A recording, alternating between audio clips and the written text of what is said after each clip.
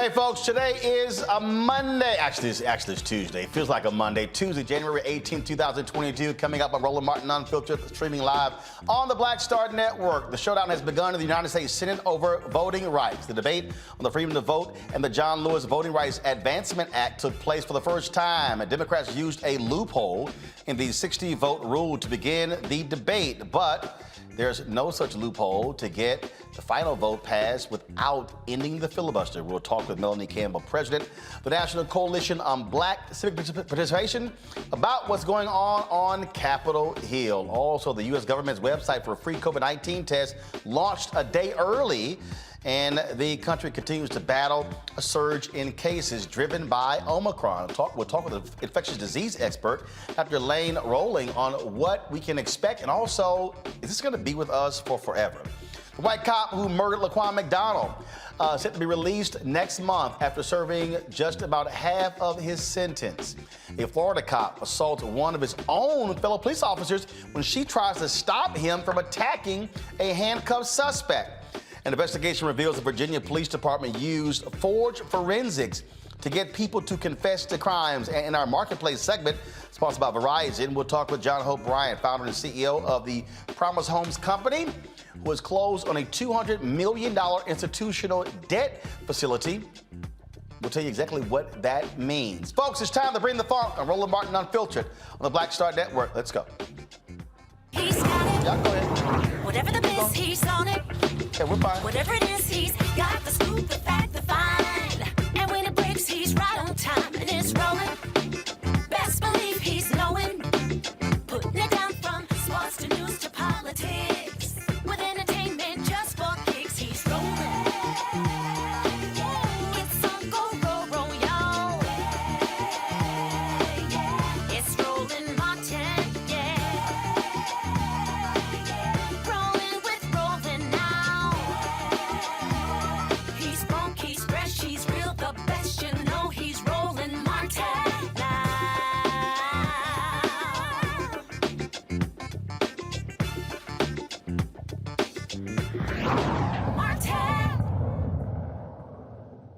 President, this is on defending democracy.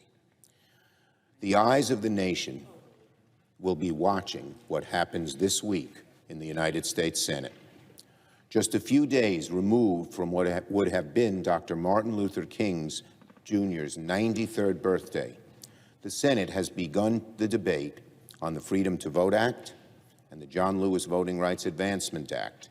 For the first time in this Congress, Democrats have tried for months to hold a voting rights debate on the floor, but we have been blocked each time by Republicans. We brought common sense proposals 4 times on the floor of the Senate, and only once did one senator, Lisa Murkowski, to her credit, agree to even begin debate on voting rights. On all 3 other votes, not a single Republican joined us. Every one of them voted to block even a debate on voting rights. So today we are taking this step by using a message from the House. Now, it's just a step, but an important step moving forward in that we will finally debate this one issue that is so central to the American people, to our history, and to our democracy.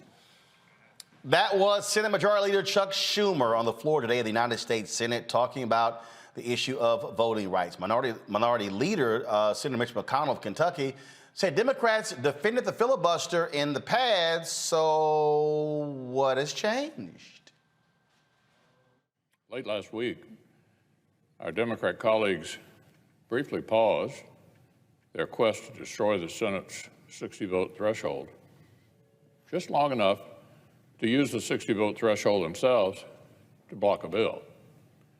Every Republican supported sanctioning the Nord Stream 2 pipeline that will give Russia even more leverage to bully Europe. Most of our Democratic colleagues bowed to the furious lobbying from the Biden administration to protect Putin's pipeline. There were 55 votes to pass the bill that our friends like Ukrainian President Zelensky desperately wanted passed. but Democrats blocked it by denying 60.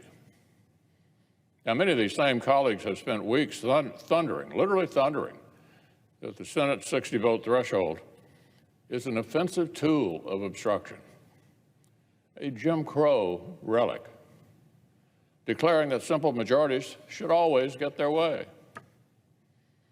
But late last week, they literally wielded the 60-vote threshold themselves. A useful reminder of just how fake the hysteria has been. We already knew Washington Democrats don't have any principled opposition to Senate rules. Democrats repeatedly filibustered the CARES Act in March of 2020 while insisting on changes. Democrats filibustered and killed Senator Tim Scott's police reform bill. You only have to go back a few years to read vigorous defense of the filibuster from our Democratic colleagues and their allies. Oh, talk about a lying fool. First of all, McConnell just said that Democrats scuttled Tim Scott's police reform bill. No, last I recall, it was Vice President Kamala Harris, the United States Senator, who said, why aren't we discussing this bill in committee as opposed to on the floor? That's actually what happened. So McConnell is lying. McConnell also talked about how, they're changing the rules. Didn't McConnell put 2 Supreme Court justices on for life with just 51 votes? McConnell, you're lying again. And so, folks, not only that, didn't Mitch McConnell forget he voted with the Democrats to change the filibuster requirement, change the filibuster rule, to increase the debt ceiling a month ago? See, so what Mitch McConnell wants you to do, and these idiot MAGA people will just run along with it, is to believe that there's a 60-vote threshold for everything. That's a lie. There are exceptions. And the Senate has made an exception 161 times in the last number of years. So really, what's the whole deal? Now you have folks, West Virginians, who are weighing in. Prominent West Virginians, such as Alabama head coach Nick Saban, former Lakers GM Jerry West, former NFL quarterback Oliver Luck, and former NFL player Darryl Talley of the Buffalo Bills, joined former NFL Commissioner Paul Tagliabue, signing a letter urging Senator Joe Manchin of West Virginia to vote for voting rights legislation. The letter reads in part, some of us have roots and shaped our lives in West Virginia. Others followed very different paths, and some of us have been rivals in sports or business. But we are all certain that democracy is best when voting is open to everyone on a level playing field. The referees are neutral, and at the end of the game, the final score is respected and accepted. Guys, please put the letter up. This is the letter right here, okay? Thank you, all right? You see right here, these are the signatures on here. All right, so this is exactly what they sent to Manchin. Now, today, several protesters who stood on the Capitol steps demanding the passage of voting rights, they were arrested. This is the video right here, folks. Joining me now to talk about, again, the battle that continues is Melanie Campbell, President CEO of the National Coalition on Black Civic Participation. Of course, Melanie, you've been, of course, a part of this for quite some time.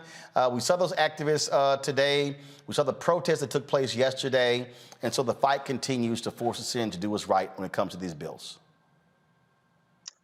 Yes, Roland. And one of the things that we keep saying that whatever goes down, one of the victories, it's not the win, will be a vote, so we know where these senators stand.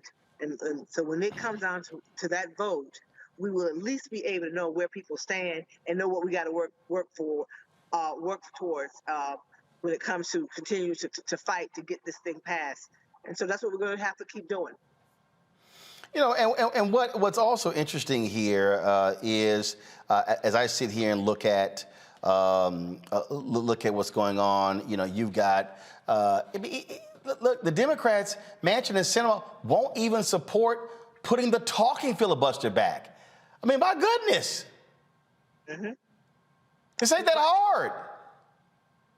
And so I'm glad to see what you was just showing about that letter coming from West Virginians. I mean, the people of West Virginia and the people of Arizona want them to do the right thing. So I just know that we have to keep pushing.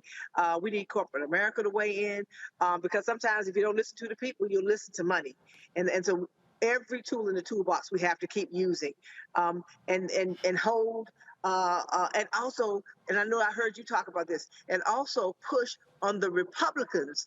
At least 10 Republicans at the end of the day ought to be able to figure out how to do the right thing. So we cannot let them off the hook while we continue to push for Sinema and Manchin to do the right thing as well. And of course, there's some people who say, look, this is all for naught. Why don't you just simply give up? But the bottom line is you got to force it, because right now we need to know who's where do people stand? Who's for, who's against? And in the state of Florida, my home state where I grew up, you have the governor who is now trying to accept a separate office to enforce their voter suppression laws. So it's not stopping. And so, and the more these state legislatures come back into place, we're going to see a whole lot more kinds of voter suppression laws. It's like somebody turning the dial to see, well, just how far will they let us go? Let's see how far we can go. And so that's what we're going to continue to see. And so at the end of the day, folks got to make that decision. What side of history are you on? And we cannot afford to stop fighting for our voting rights. And we've always had to fight. That's the thing I try to tell young people. We have unfortunately always had to fight to protect our voting rights. And we will continue to do that until we get another victory. And then even with that, we have to keep and stay vigilant by making sure that we continue to vote, and especially when you get down to state and local elections, especially these days, state elections, because a lot of times the state override what's happening with local political, local elected officials and city councils and mayors anyway.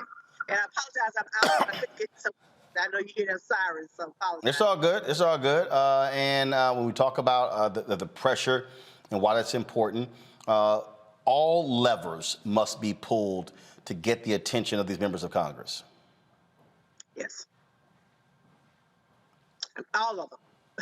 And Roland, whatever goes down with this vote this week, and I know my sisters and brothers were out there today, putting their bodies on the line. We will continue to do that.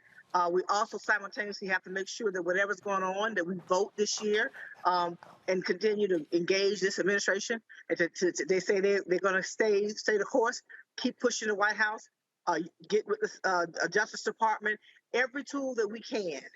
At the end of the day. And I just think it's a moral imperative. Right. What we're talking about is what's going to impact our kids, my nephews. These kids are going to have a bad way if this country, it's not just like, okay, win one this week, win another next. No, this is about the whole shifting of this political system that can put our children in a perilous future. When you're talking about pushing us back, not just pre-65, we talk about Reconstruction.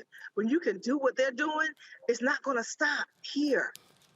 No, it's not. In fact, when I talked about putting the pressure on, Emily's List has made it clear that they sent a letter to Kristen Sinema that if she chooses re-election, if she keeps on this path, she will not get their endorsement. This is what they sent her. Senator Sinema cannot support a path forward for the passage of this legislation. We believe she undermines the foundations of our democracy, her own path to victory, and also the mission of Emily's List. And we will be unable to endorse her moving forward. That is, of course, a very powerful fundraising group that supports, that's pro-choice, but also that's all about electing women to Congress. Right. And Sister LaSponza Butler, give her a great shout out. Sister, who's now the head of that, is a Black woman who's running Emily's List. So that's history as well. Absolutely. Melanie Campbell, we appreciate it. Thanks a lot. Thank you. Thank you, Roland. All right, folks, go to my panel. Mustafa Santiago Ali, former senior advisor for environmental justice at the EPA. Teresa Lundy, founder of TML Communications. And we'll be joined in a bit by Demario Solomon Simmons, civil rights attorney and founder for Justice for Greenwood. I want to start with you, Teresa. That Emily's List decision is important. Last week, they released a statement. People like me said, ain't good enough. Send the signal to Sinema and any other woman who wants their endorsement and their money. You don't do what's right when it comes to voting rights, you will not be getting our support. Yeah, and I think more organizations actually need to run on the same talking point because look, Emily's List has been influential in making sure that women are elected and in the right position. But they also have a very, very big contact list of sponsors and donors and those who already are established after their sponsorship.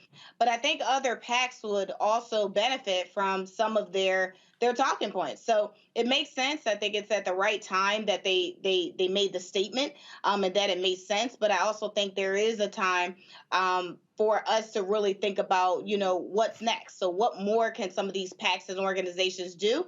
Not just getting us elected, but actually making sure that we as in those who are elected are still hitting some of those same point and those same voting rights that is necessary to move this country forward. Mustafa, what happened to Kenneth Frazier? What happened to, of course, these other black business leaders who supposedly are rallying these companies to stand for voting rights? You notice they're gone? Well, what happened? Ken Chenault. Matter of fact, I'm gonna send him an email in a second. And where'd y'all go? Exactly. Their silence is as deafening as many of the others who are supposedly going to help and be supportive and to push to make sure that voting rights and a number of other issues that have been impacting our communities were going to be stood up. But because of their silence, there are a lot of folks who think that they get a pass. It's almost like some of the senators and others who are on Capitol Hill that because we have rightly been placing attention on a couple of members, primarily Sinema and Manchin, that others have been able to kind of be silent also. So that's why it's so important that this vote, hopefully that comes up where we see where people stand. But we got to also focus on the left. I appreciate what Teresa just shared, and I appreciate what Emily's List is doing. And we have a number of companies and corporations, and we've talked about this before, that when the Black Lives Matter movement was garnering all that attention, that folks were saying, well, we're going to do right. We're going to make sure that we stand with you. We're going to make sure that those elements inside of your community that need to be protected, that we're there for you, that we're going to be authentic allies. But now we still don't see a whole bunch of them showing up. So that dynamic has to change, and we have to hold those accountable who are not willing to stand with us in these very, very serious and significant times. Indeed. Let's go to the floor of the United States Senate, where they are debating this very issue right now, and let's hear what is being discussed.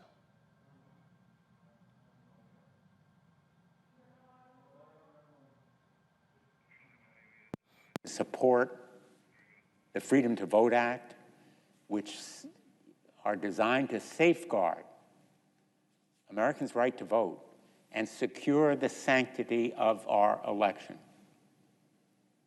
And today, just as Ukraine faces a threat to its independence and freedom, we too in America face a threat.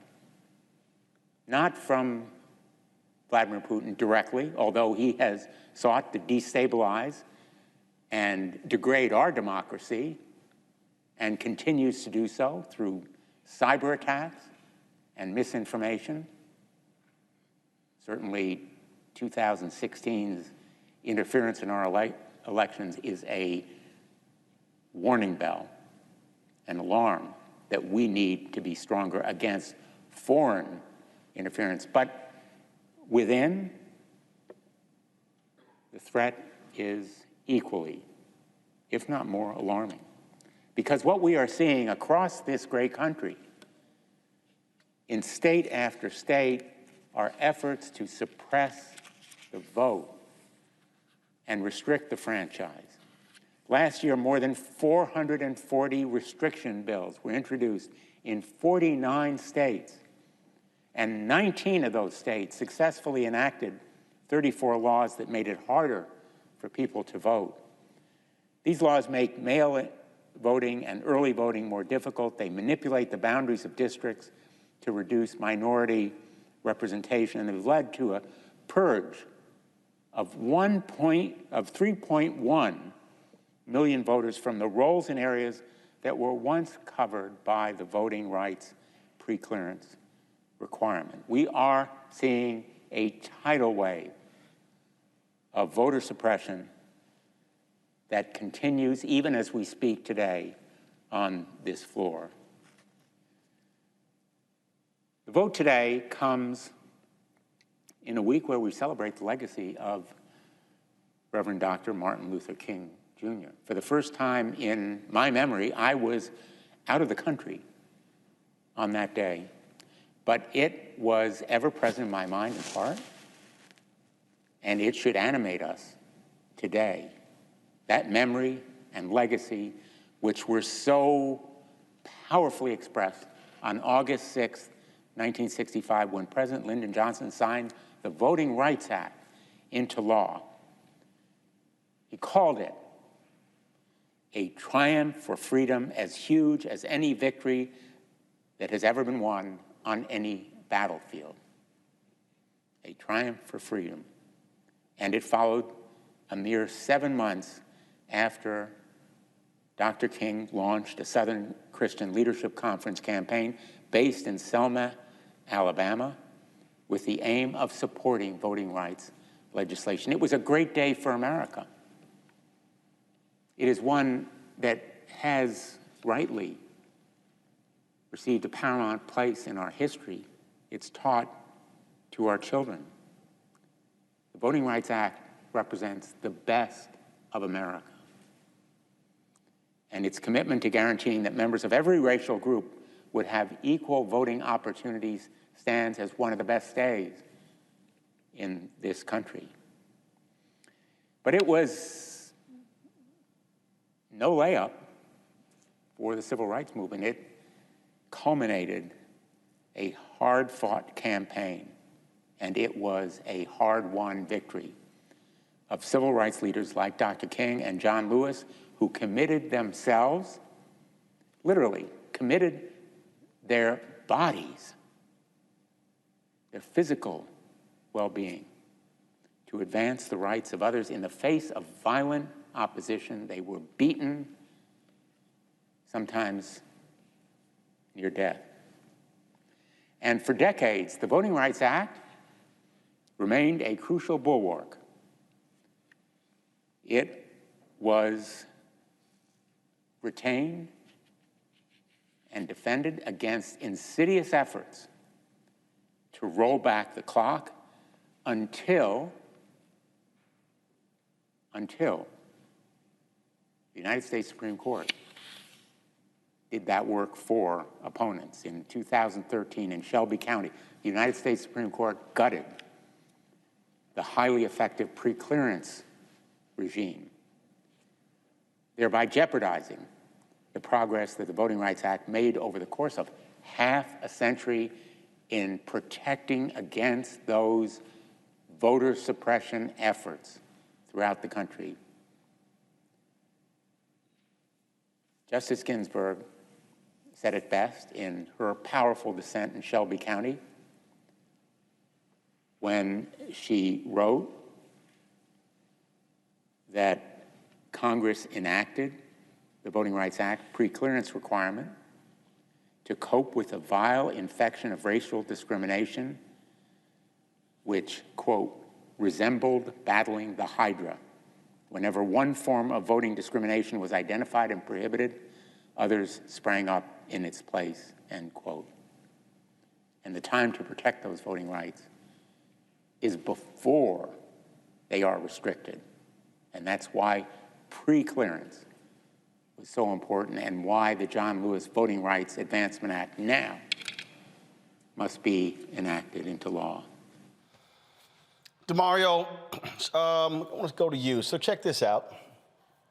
To understand how Republicans operate, so last week in Virginia, they swore in new governor, new leadership. MLK birthday was yesterday.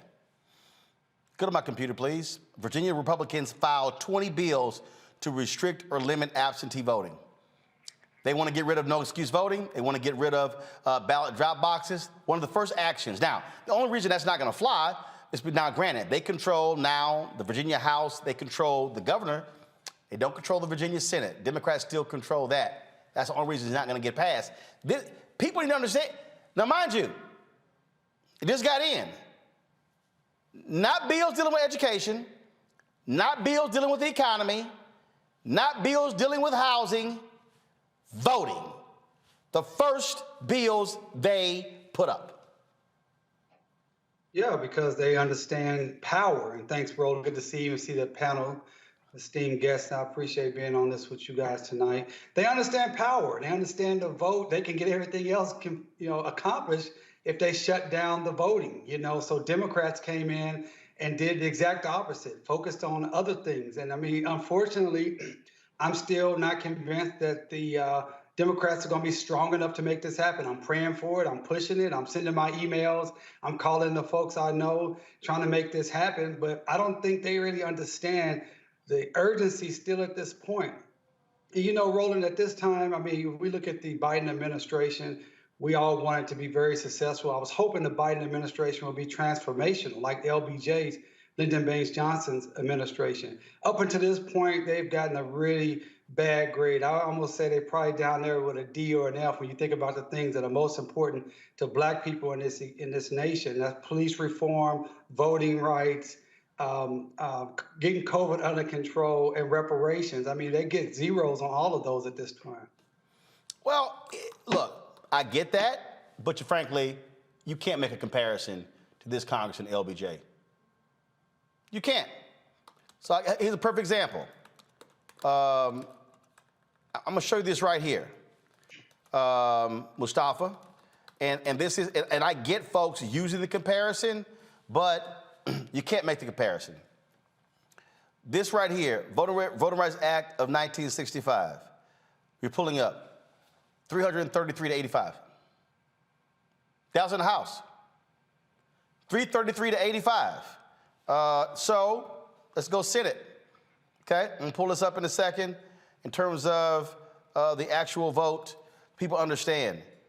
Second of all, let me remind people, under LBJ, you could pull projects.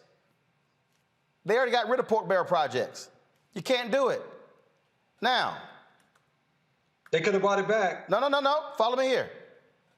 This is the number in the Senate, bro. 77 to 19. 77-19. You literally can't compare LBJ to Biden then to now because it's literally 50-50. And folks say, figure out what Sinema and Manchin want and don't give it to them. The problem is that those rules have been changed. The old rules, and here's the other deal, and I totally get what everybody's saying, and I'm right there as well. Here's the problem, Mustafa. If Manchin or Sinema says, I'm no longer, let me repeat this. If Manchin or Sinema says, I'm no longer a Democrat, not become a Republican, and now I'm an independent and choose not to caucus with the Democrats, Chuck Schumer is the minority leader, and Republicans control all committees. That's how tenuous this situation is right now in the United States Senate. It's a tightrope. And most folks haven't spent any time on Capitol Hill, so they don't really understand, unfortunately, how the numbers work and also how difficult it can be to be able to move the legislation, especially if you're trying to court someone to actually get the votes. That's why when you look at things like the Build Back Better as an example, it shrunk from 3.5 trillion down to like 1.7 trillion, 1.9 trillion, and it still couldn't get folks to move forward and do the right thing. So there is this tightrope that, Schumer, that the president and others are currently walking to be able to, just get voting rights, just to be able to get folks to come to the floor and be able to debate this and Mustafa, let me go back, pull it up. It was 333 to 85 in the House, 77-19 in the Senate. Republicans voted for it. The problem right now is there are zero Republicans voted in the House. Zero are going to vote in the Senate. Zero Republicans voted for the COVID relief bill. Zero. That is the reality. Even the infrastructure bill. The problem that we're now dealing with is what LBJ had to do was to simply get through the barricades of the filibuster, because then the committees were even more powerful, where you couldn't advance anything to the floor without going through the committee. So everything died in committee. The problem now is you can take it to the floor. If you ain't got 60 votes, you're still screwed. So what we're dealing with, and I'm gonna also give people a reminder. Democrats had 60 votes when Obama was president. And why didn't they pass health care with 60 votes? Because all it took was one senator who wanted other changes. Remember Lieberman? Remember your senator from Nebraska? Because remember the Cornhusker deal? All the training that had to go on? So even when Democrats had 60 votes, they didn't have a hardcore 60 because of different interests. And that is the fundamental problem that we're dealing with. And I keep saying this. Republicans, they right, hard right. Democrats, centrists, liberals, progressives, far left.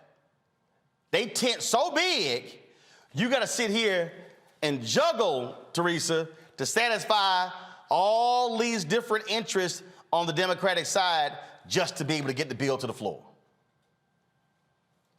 I see there's two different components here. One is the division. I think after, towards the end of Obama's administration, there was a lot of division as it relates to how we start to look towards the future when it comes to future legislation. And so we are at this undeciding point where, now we have Democrats trying to figure out if they're going to be independents. And now we have Republicans now thinking about the working family. And so all of these interesting developments that have been happening over time has been something that I believe the Republican Party has decided, we're just going to cause division. And so most of it is picking apart different legislation, different, finding their, new outlets of airing their views, and also buying new platforms. I believe Trump now has a new platform that's going to apparently be, comparative to Twitter. And it's an interesting, rollout strategy that they've been doing, and thus we can't get anything done. And so I think that's where we are in terms of where our priorities really lie.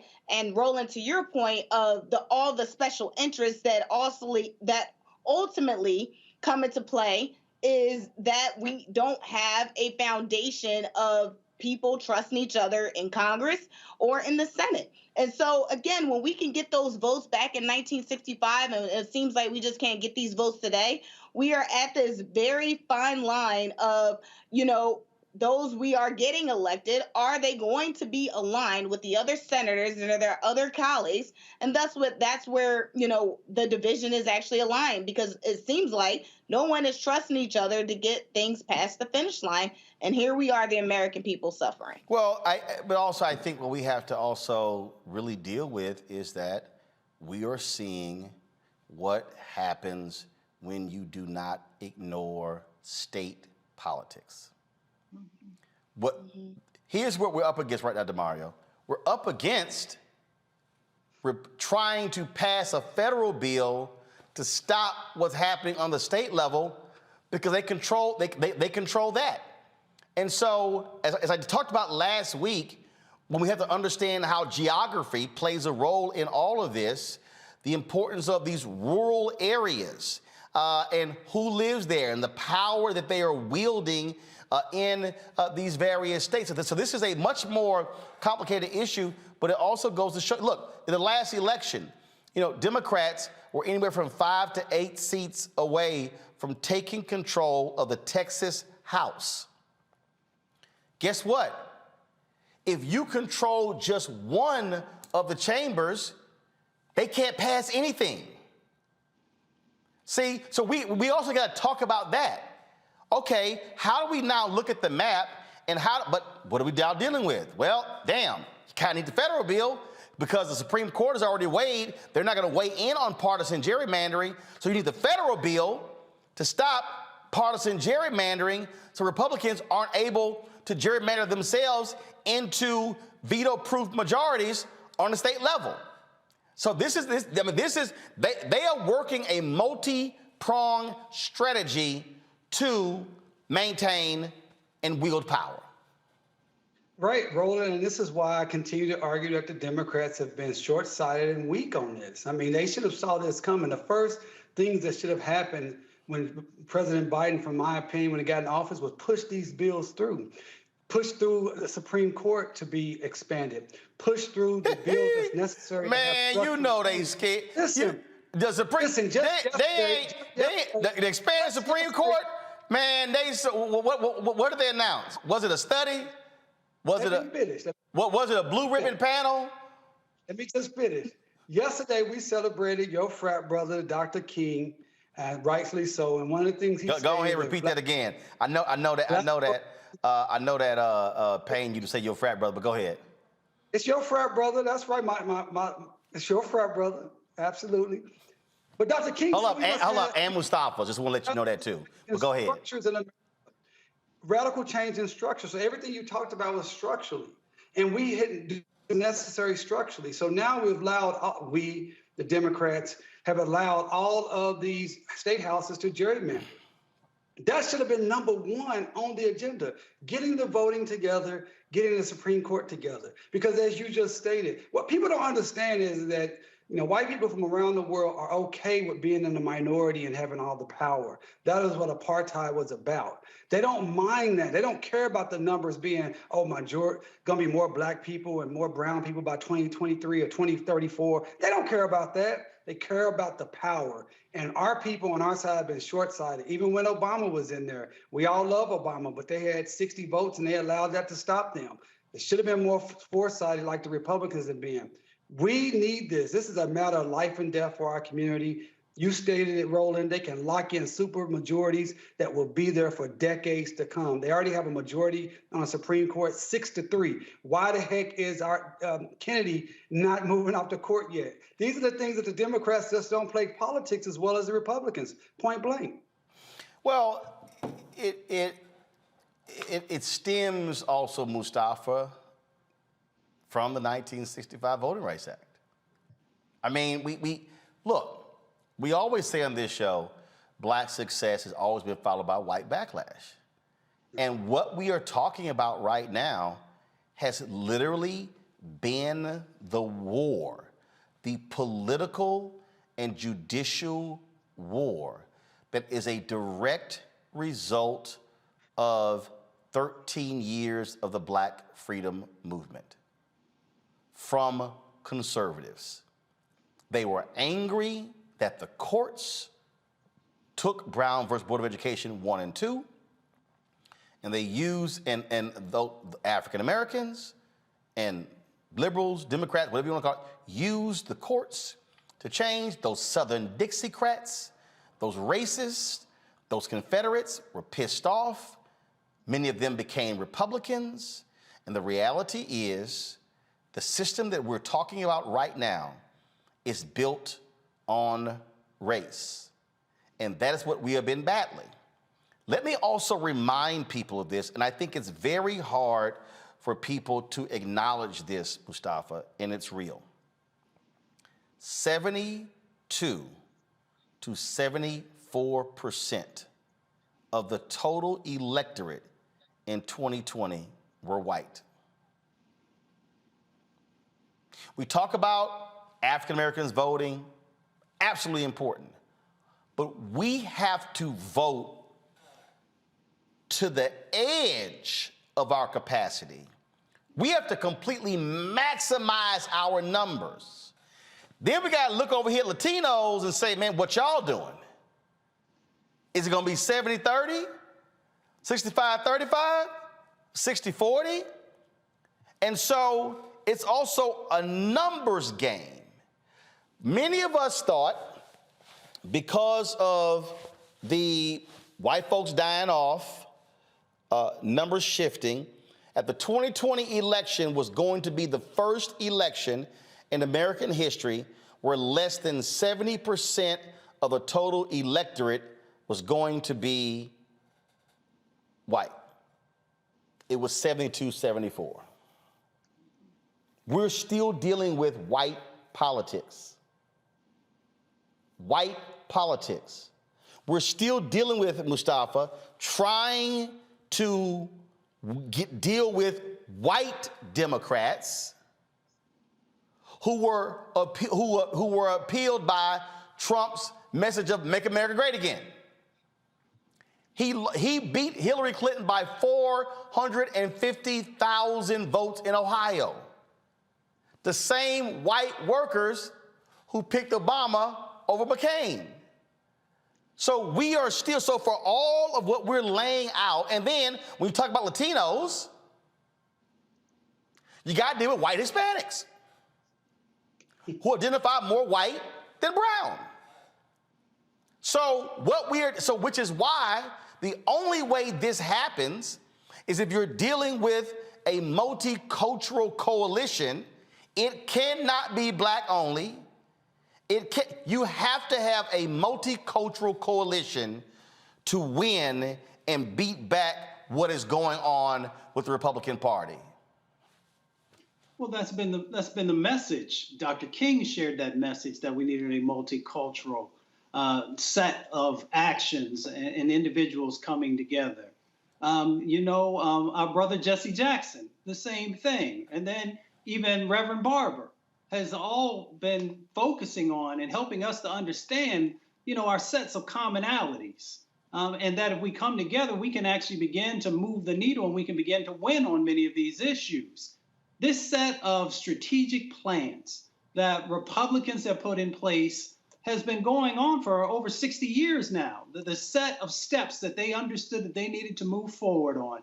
And they've been very methodical about it, but they've also been very laser focused. If you come up through the Reagan administration and the Bush administration, you see individuals who have been working both on the federal and the state level to get these types of things in place that we see that are playing out now. Trump just hyperized it. Trump did, he began to take, not only as folks did before the Willie Horton ads and those types of things, he began to utilize it in a much broader fashion. And then he also began to emphasize for folks that, you're losing something and that we have an opportunity to actually make the country great again and then taking back to the 40s and 50s as the paradigm that he was operating from. So folks have got to realize that we have got to come together to be able to make these changes happen. But that doesn't mean that we have to lose focus on the fact that black folks are still the most disproportionately impacted in almost every category that there's out there. So if we're not willing to do that, then we're going to continue to see these dynamics play out. And what they hope is, and we've talked about this on the show a number of times, is that they're not trying to stop every black person from going out there and voting. They know that they can begin to just carve off certain percentages across the states that they can win. And once they win, then they begin to further institutionalize these sets of actions that further weaken us both economically and a number of other dynamics. So once you know the game, then we just have to continue to work the strategy to make change happen. Let's go back to the U.S. Senate floor where Senator Casey of Pennsylvania is now speaking. Occurred every 4 years. Some years it would go up a little higher, other years it go back down. But we never got in 60 years to that level again. So for example, just the most recent two elections before 2020 in Pennsylvania, the 2012 election, 5.74 million people voted. That was 57% of the voting age population. So down from that high water mark of 70% in 1960. 2016 was a big turnout in our state. We had more voters than 2012. It was 6.1 million voters, and it went from 57 in 2012 to 61.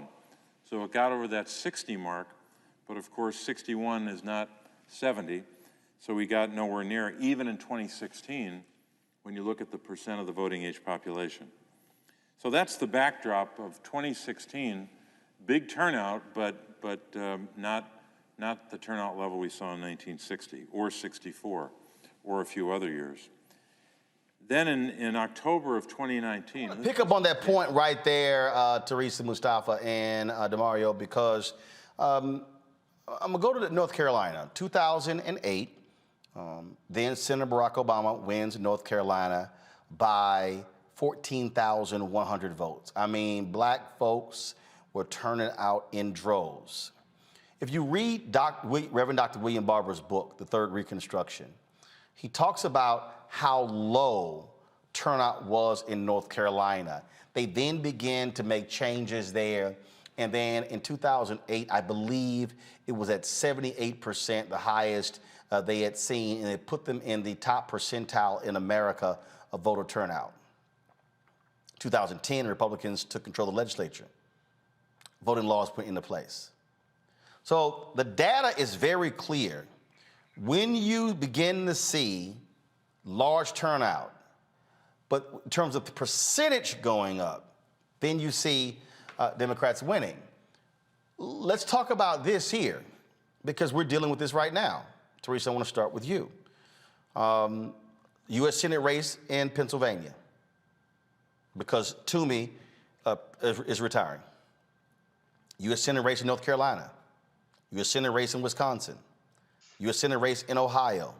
U.S. Senate race in Florida. So now all of a sudden, those are 5 critical states. You also got U.S. Senate race, obviously, Charles Booker running against Rand Paul in Kentucky. But really, you got those critical 5 states. Obviously, Warnock is running for re-election.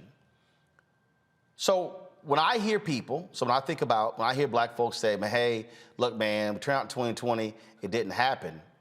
What I keep saying is, you pick up 3 of those 5, you're now up 53-47. You now can negate Sinema and Manchin.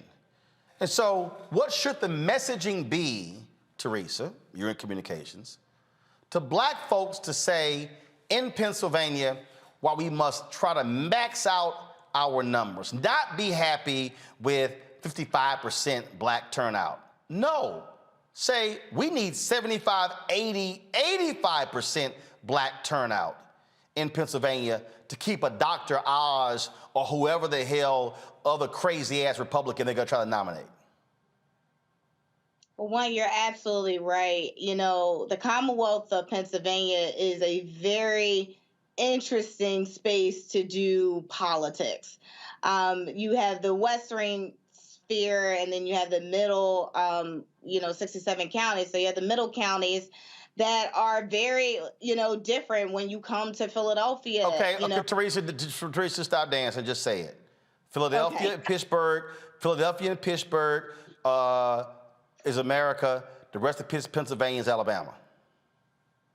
Absolutely. So if you're traveling, just go all that bullshit you talk about, all the middle states and these, just go ahead and say it, okay? Outside of Philadelphia and Pittsburgh and the suburbs of those 2 cities, the rest of Pennsylvania is Alabama. Absolutely. And you know what? They show their flags very proud. You'll see the Confederate flags, you'll see the Trump flags. But here's the messaging that needs to happen. I see Roland is honing me in on what it is. So African Americans and Black, brown communities, one, they need to be funded. We currently have one African American male, he's young, that's Malcolm Kenyatta, and he's running, as the African American candidate for U.S. Senate.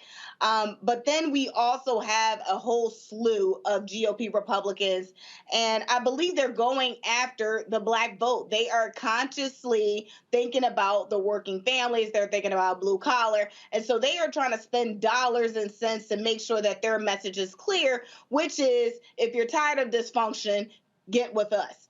And I think that message is obviously not resonating, but obviously the Democratic Party needs to choose a candidate that they actually stand behind.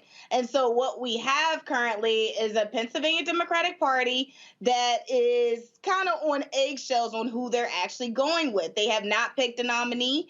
And so we are getting, the best of both sides. The GOP has already had a debate here in the Commonwealth, and the Democrats have not, because they're still trying to figure out the numbers and the lay of the land.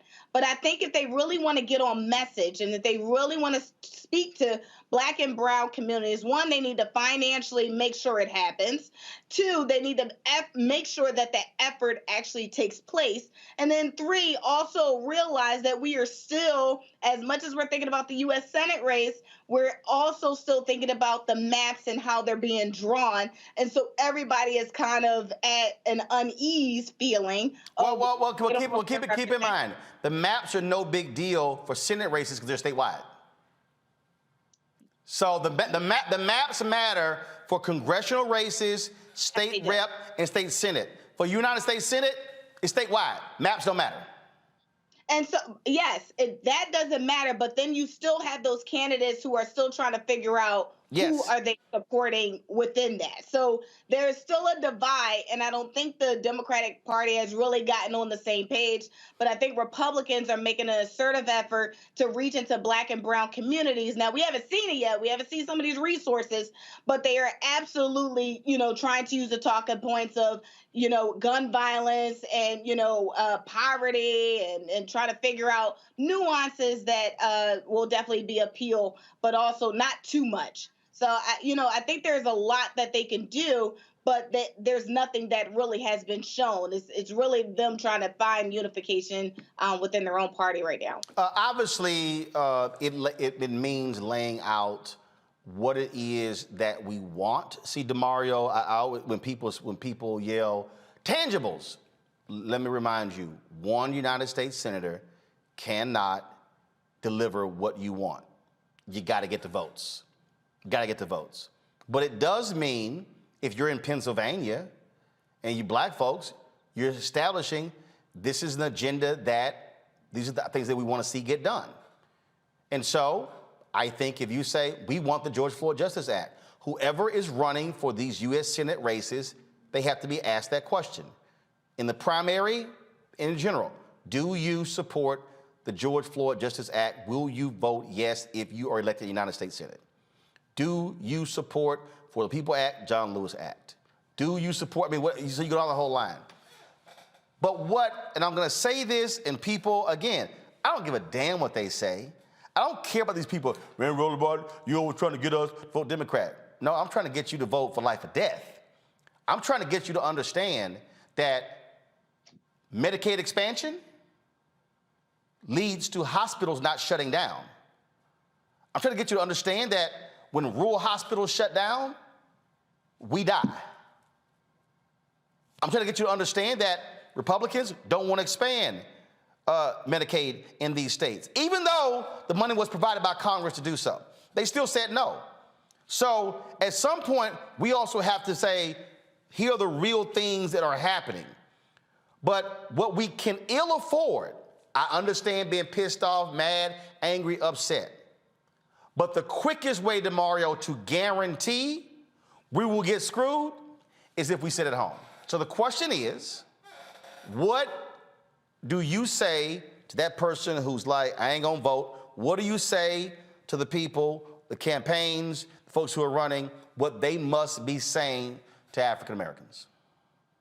Well, Roland, as you know, I'm just an old country lawyer down here in Oklahoma and represent people who are injured and discriminated. Now, you're right. You country. You right. Yeah, that's all right. So I understand how to talk to regular people. I understand to come hang out with you real highfalutin folks, as we would say. I understand these big words and big issues. Even though when I went to Tulsa, you had all that vegetarian food. But go ahead with your country self. Go ahead. I swore I was in California at Cal Berkeley with the food y'all was serving at that Tulsa reception. But go ahead, tell your little story. Man, I'm trying to eat to live, brother. Go ahead and tell your little story. I want to look like Mustafa, man. Maybe I get my pink on. You know what I'm saying? So what I'm trying to do. Listen, roll it. People got to speak very clearly to our community. You know, I hear these talking points of we got to save democracy. Democracy has never worked for Black people. You got to talk about how we're going to save grandma, how we're going to save these houses, how we're going to save lives, like you talked about with the Medicaid expansion, but be very clear about what that means. And I use a very example. I was just talking about this last week at a lunch. It was a young man named Demonte Driver. You can Google this. There's a foundation in his name. This young man, back in 2007, I was coming back from a conference in D.C., actually working on reparations for the massacre with Dr. Charles Ogletree. And I was reading a paper about Demonte Driver. He was 12 years old at the time, and he died because he had a cavity, and it turned into an abscess. And the reason, it went to his brain and killed him. Yep. And the reason he was not able to get that cavity, that tooth out, because no one would accept the Medicaid because the rates have been cut so low. And they were trying to utilize that story to be able to put more money into healthcare for children. This is 2007. We still deal with the same thing today. And who are those people that have been impacted by it? A lot of our people have been impacted by that. I certainly was the one that grew up on SSI, grew up on state benefits. I had a speech impediment, state paid for it. I needed braces, state paid for it. I almost died several times from asthma in the emergency room and ICU for days upon days. The state paid for it. Those things are very, very important, but we have to be very clear about it.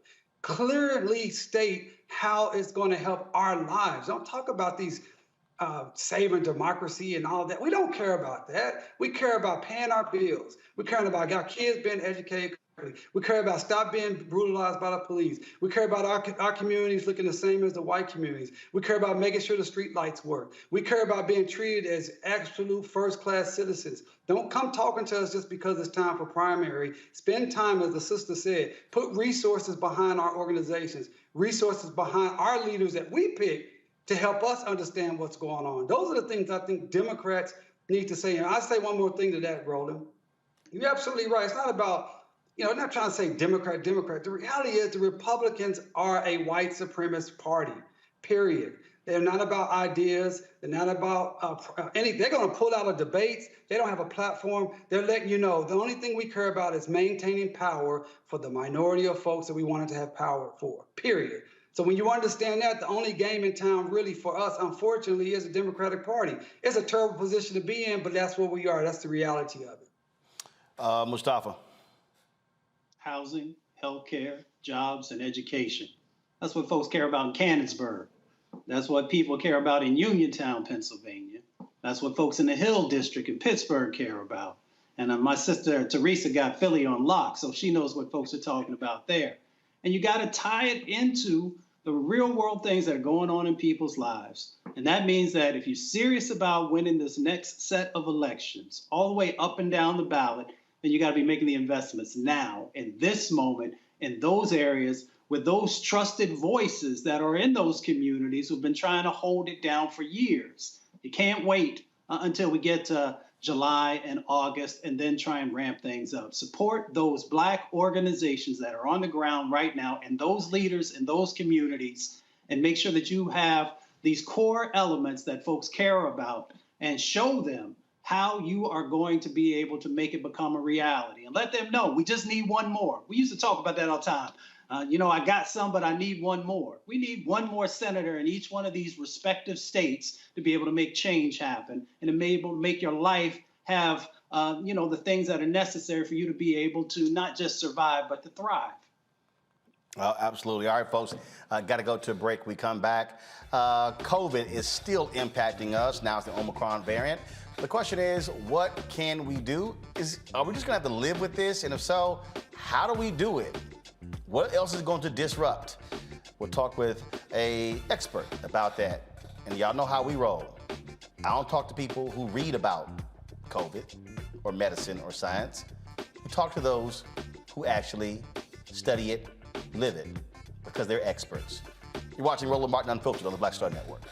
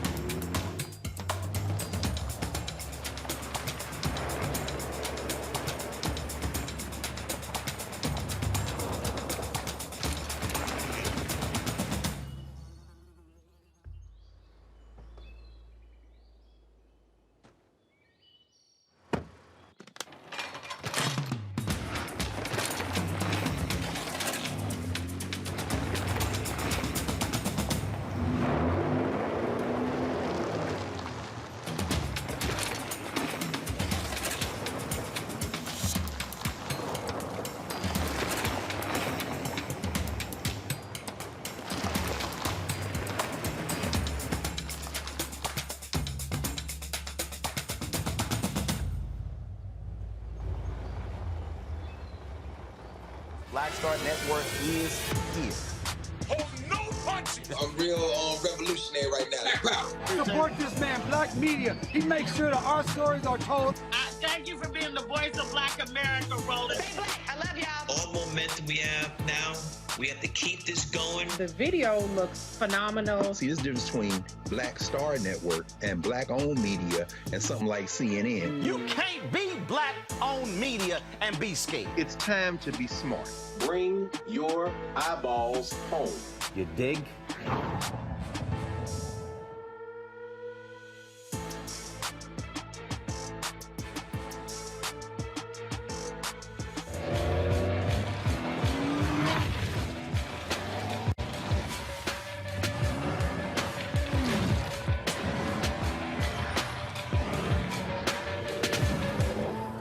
I'm Chrisette Michelle. Hi, I'm Chaley Rose, and you're watching Roland Martin Unfiltered.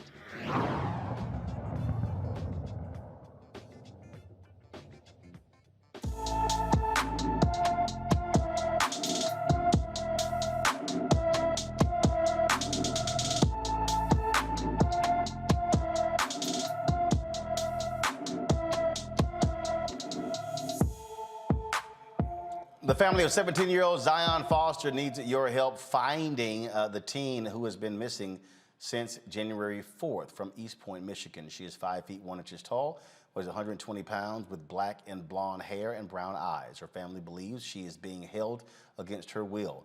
Zion was last seen wearing her Detroit Wing Company uniform. Anyone who has seen Foster or has information on whereabouts, please call the East Point Police Department at 586-777-6700, 586-777-6700.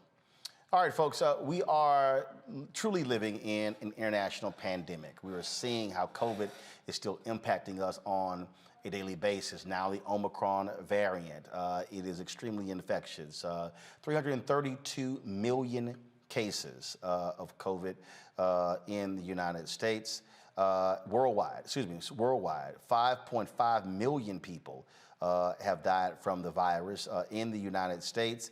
The death toll is nearing 900,000 cases, and we're still seeing numbers. Now we're seeing reports of things tapering off, what's happening. So the question is it tapering off, or are we simply going to have to live with this? And when we say live with this, what does that mean? Always wearing masks, always doing social distancing? Are we ever going to be able to go back to events? The Grammys had gotten postponed. They now moved it to Las Vegas. The NAACP Image Awards, they announced their nominations today. They announced that it will be in person. It will be an in-person ceremony, but there will be no audience, and so basically, no one's going to be there. Will there be an Essence Festival this summer? What does this all impact? Will we see conventions actually take place? All of those questions we're still with 2 years after. 2 years after COVID hit the United States, hit the world in such a huge way. And so our goal has been to talk to people who live this. This is what they live. This is what they do. This is what they study. This is what they've been going through. And so joining us right now is one of those very experts, joining us from Baja, California, Dr. Rowling. Of course, you've been seeing, him on social media. You've been seeing him talk about this with his videos. And so, again, Lane Rowling is the Director of Clinical Education and Research, Tropical Pathology, and Infectious Disease Association. So that means, Doc, you got credentials. First and foremost, I want to start there. It has to drive you crazy to watch these TikTok, YouTube, Twitter, Facebook doctors, folks who never studied, never practiced, but because they read a medical journal or because they saw something else and they're just repeating stuff ad nauseum as if they're actual experts. Absolutely, and Roland, thank you for having me on your program. But you're absolutely right. This has been a hell of an exercise over the last 2 years, trying to educate people about real infectious diseases. I mean, I've been doing this for 30 years, real life type of stuff, and you're absolutely correct. The reason why we're in this situation, you got people that jumped into a lane they're not trained in. I've never seen any of these guys in the jungles of the Amazon doing Ebola, dengue, malaria, putting babies in body bags, seeing some of the worst diseases in the world that will eat your face away, looking at live viruses under laboratories, et cetera, et cetera, et cetera. And you're right. They missed the boat. They got almost 1 million people killed here in the United States, and the virus is out of control. It's going to be out of control for a long time until we reset the clock back with people that actually do this stuff every day. I'm an infectious disease guy. I'm a virologist. I'm a chemical and biological warfare expert. I'm not a mechanic. I stay in my lane. And so when you say it's going to be with us unless we do a reset, what does that mean? Well, a reset is that we should have had that big mama conversation 2 years ago, like I've tried to do on all the different platforms I've been on, from MSNBC, the Congressional Black Caucus, et cetera. Urban League is trying to educate people about the virus. You have to understand, folks, this is an RNA virus, coronavirus, largest immunogenic virus on the planet, capable of changing in a heartbeat, and is transmitted by 3 ways: respiratory, secretions, fecal contamination. It came from an animal. This is how you protect yourself. We didn't do that. It became a political narrative. People got into a lane, and they got a lot of people killed. So we have to set the clock back, educate people about the virus, transmission, how do you protect yourself. Dr. Rowland, you're an infectious disease specialist. How do you function in a world where you're dealing with some of the most dangerous pathogens on the planet and you don't get infected? Or if you do get infected, you survive. That is a big reset. And the problem that we've had because of the misinformation and disinformation, that is why Black America and people of minorities around the world are in a bad situation. So this, and you're absolutely right about the whole political point. And I've said this here, that I think the biggest problem that we face in the United States is that we literally had an idiot who was in the White House. But let me explain that. Because he was so hell-bent on nothing impacting the economy. He was praising China while other people were like, yo, man, they're hiding stuff from us. And so we were getting these nutty news conferences. No, don't worry. We got 13 cases. It's that one, we got that one Chinese guy. We're good. We're going to have, everything's going to be fine. Then it was, oh, no. Don't let those people off that cruise ship in Florida because that's going to cause our count to go up. Or, hey, the reason we're not testing a lot of people, because we test a lot of people, we're going to have more cases. And so I think what it did was, it gave people who already, I mean, look, you got 10 to 15% of people who are already nuts, okay? But that thing just then began to take off. And then what I think also what you saw is, you just saw this constant, no, I don't want to say, don't give them the true information, the whole battle with Fauci and Birx, no, you can't talk, the chemical stuff. And so what's hard is when the people who you want to trust in a national emergency are not actually trying to really deal with it because, oh, it might cost me the election. And so when you say the reset, the problem now is it's people like, oh, now you can't trust the government, can't trust Fauci, can't trust Biden. So the sources that we normally would want to trust, bruh, I got Black people like, nah, bruh, you can't trust them doctors. And I go, we got Black doctors. Well, they bought off by the pharmaceutical. I'm like, well, who the hell you listen to then? I'm like, if your ass gets sick, you gonna listen to that Black doctor? Well, I agree with you on that. But the point is that there's a guy named Dr. Lane Rowland that's been doing this real time for 30 years. I just happen to be in the jungles. And the reality is, you're right. It became a political narrative. Fauci made critical mistakes. This is a respiratory disease. You wear a damn mask. Bree, whatever her name was, she was not out in rural Arkansas or Louisiana talking to Big Mama in a trailer house about how to decrease transmission. You're right. That narrative is gone. The virus is out of control. The vaccine was supposed to be one solution. It's not going to work. Different mutations. The reality, we have to set the clock back and get back to basic understanding of infectious disease control. Biosafety security protocol. What is the function of testing? Explain to people what testing can do. Explain to people what quarantine means. Explain to people how long transmission is, how long you're infected. understanding the role of viruses in this new world and how, if we continue this pace we're going, we're going to have thousands of more mutations coming down the road. Don't make no mistake about it. Omicron is just the beginning. All right, now we had an expert from North Carolina A&T on who made that clear back in April 2020. We were trying to warn people as well. And so, like, here's a perfect example. Okay, so Phyllis Brown on YouTube. Bill Gates been pushing the vaccine. This virus isn't going away. It's population control. No, not at all. You have to realize that the reality is that you cannot vaccinate yourself out of this, Roland, because this virus has an animal model. This virus has found coronavirus in almost every animal, from bats, dogs, cats, bears, tigers, etc. Okay, hold on, Doc. Stop right there. So then you got the people who are going, nah, this wasn't no animal thing. The Chinese created this in the lab, and it just escaped the lab. No, it did not, because I'm certified in chemical and biological warfare. I have 6 degrees. I look at genetic sequence. I believe in facts, science, and medicine. I'm not in a feel-good thing.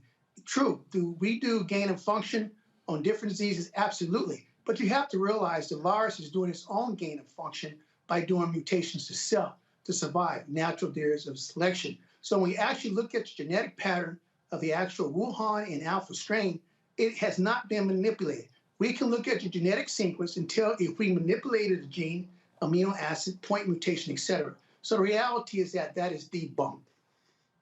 Okay, so what we have been saying on here with, again, experts, is that the more people who are unvaxxed, the more people who refuse to take precautions, that virus is like, who can I jump into next? And you said the virus is altering, is changing. So explain that, what that means.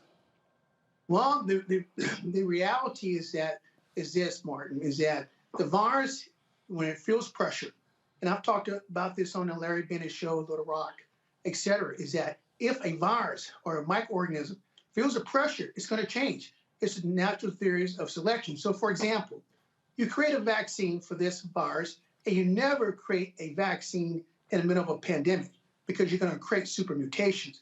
That means that your vaccine has to be 100% effective. What does that mean? I'm talking about vaccine effectiveness. If 1% of a virus population lives, it's going to change automatically. And that 1% is going to be billions within a couple hours. And so that is the reality, is that the virus will change. It will mutate. When we look at the Omicron mutation, we have 50+ mutation in an HIV positive patient that had ineffective antiretroviral medication. We have a new mutation from another patient out of France, 75-year-old white male, chronic lymphocytic leukemia, same thing, chemotherapy, immunosuppressed. The virus is in the body for a long time. The virus sees it, is treated with monoclonal antibodies, is treated with a vaccine, the virus is going to change. And so the vaccines are creating these new mutations. So you can imagine somebody vaccinated with a mutation, somebody unvaccinated, and the virus mixed together. You get Omicron plus beta, or you get a combo infection. These ineffective treatments is driving this RNA mutation to a whole different level. And so do not be surprised in 1 month we have a virus that has 75 mutations in it. Okay, so basic question. Should people be vaccinated? The question I would tell everybody, you have to make that decision yourself. If I look at the medicine... Okay, hold up. Before you go there, are you vaccinated? No, I am not. And why is that? Because in my opinion, the vaccine has no vaccine effectiveness. That's the reality. So even though you have Moderna, Pfizer, who say 91, 85, 81, even though you hear from NIH, CDC, you say? That is a complete lie. Let me make sure everybody understands this.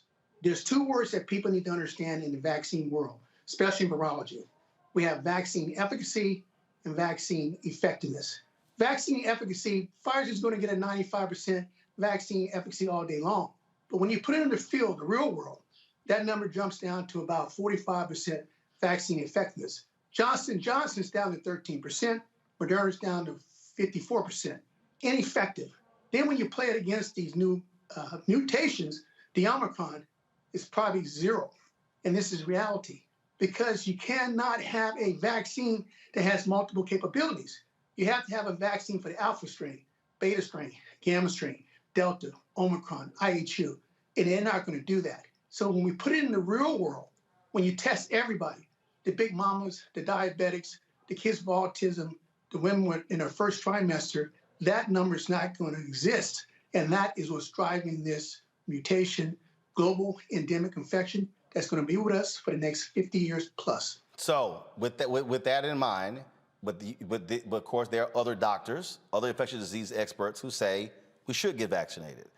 Now, if that's the case, then how are you protecting yourself? What are you saying to others how they should protect themselves from COVID?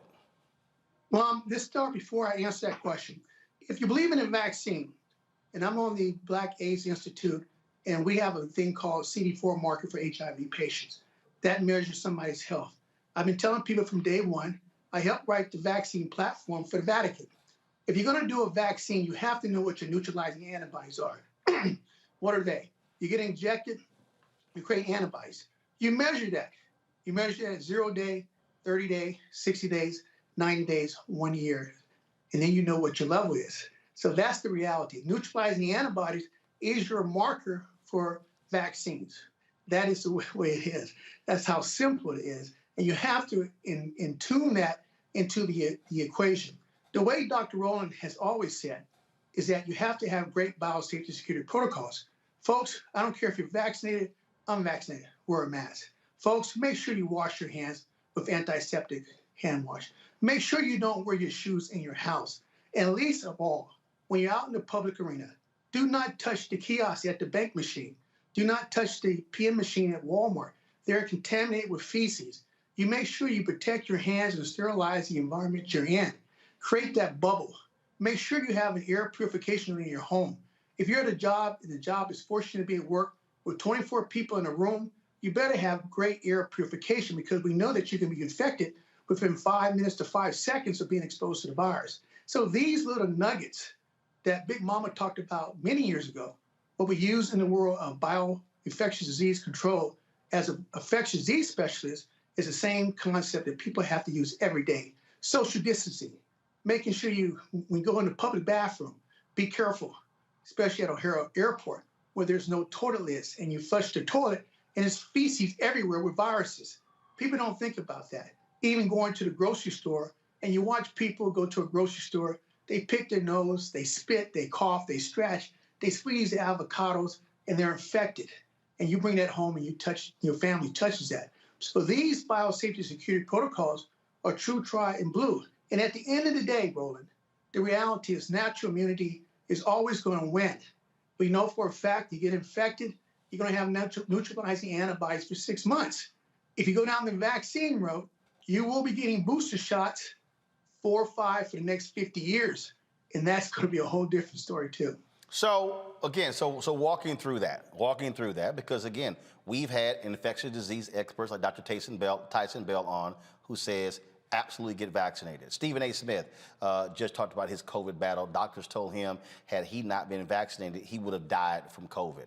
But one of the things that he said in talking about that, he said how different people react different ways. He said his sister smokes multiple packs a day. He said she had COVID for 3 or 4 days. She was fine. He had to be hospitalized and almost died. So if we're sitting here, if we're talking about the African Americans to protect themselves, and we're having different infectious disease experts who are black, one is saying get vaccinated, one saying don't get vaccinated. There are people who are saying, well, what in the hell are we supposed to do? Who the hell are we supposed to believe? Well, the reality, Roland, you have to really understand virology. You have to have really been in that world, in that space. Right. Like I mean, we've had other virologists on who said, get vaccinated. Well, let me explain the terms. We have a word called trophism in virology. Trophism means the ability of an organism to cause an infection, i.e. you get the flu, guess what happens? It affects your lungs. Well, this virus is completely different. This virus has what we have multi-trophism, which means it can infect every cell in your body, from your eyes, nose, lungs, hearts, etc. So you can have all types of different reaction. Yeah, there's going to be people that are going to have different reaction because they might have a different viral load. Maybe they got more viruses in their nose. Maybe they breathe more in their lungs, etc. But the reality is that if you look at the vaccines down this line, what is your neutralizing antibodies? Simple question. That's your test. And CD4 is very important in HIV patients. Your neutralizing antibodies is very important. So what test? PCR test, home kits? No, we're talking about neutralizing antibodies. Got it. Which is not, yes, this is I inject you, your body produces IgG, neutralizing antibodies that are supposed to eradicate the infection. What is that number? This is when I told people 2 years ago, before the vaccine was even, you will be getting booster shots the rest of your life. And we're going to be getting alpha, beta, Megatron, Deltron, Planet of the Apes. They're going to keep going down because there is no long-term immunity to any coronavirus. I teach this stuff. I'm a professor of virology. On my exams, there's no long-term immunity to coronavirus, period. What book are they reading? They're damn sure not reading Dr. Rowland's clinical virology or clinical immunology, and they're damn sure not taking my master's course virology. So I don't know where they're coming up with this information, but it's not correct, not based on any medical books I got 6 degrees. So the question is, in terms of moving forward, because see, what we get from our audience is folks want to know what to do. And so when you have competing experts saying one thing or another, what in the heck are y'all talking about when y'all in the room? Because the public damn sure don't know. Well, I can tell you right now, they're not on the stage I'm on, but I can tell you about the ones that you've talked to, the people that are supposed to be, I guess they got an F because almost 1 million Americans have died and the infection rate's still out of control. So that tells you their record. That's the grade you really want to. So you talked about social distancing, washing your hands. Okay, so conferences, football games, basketball games. You're not social distancing. You're literally sitting right next to somebody. So do those no longer exist? Do we not have those events? You also talked about going out, don't touch kiosks, things along those lines. Okay, do we put on gloves? Some say, no, gloves are ineffective. So, all right, so if I'm at the kiosk, what am I pressing? Do I put on some sanitizer, press, and then put it on afterwards, or do I put on some gloves? I mean, so, because the point I'm making is, folks want to know, they want to know down to granular, what are the practical things one has to do? Saying don't touch something is one thing, okay, but what do they do?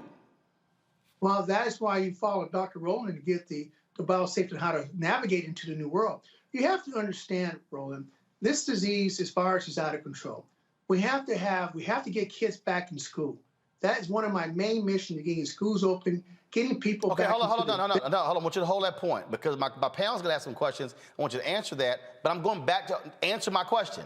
That is, if I'm going to the bank, if I'm going to the grocery store, do I have gloves? Do I don't have gloves? Do I put on hand sanitizer and pick up something, then put it back on? What do I do?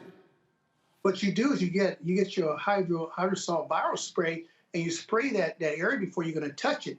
And absolutely protect your hands, protect your fingers and stuff, even touching the gas pump handle. Anything that you have to do in this physical world that we are in now, protected you have with to what? Navigate. You wear gloves? Do you wear latex gloves? What do you? You can use hydrosol spray, antiviral spray. You can use hand sanitizer.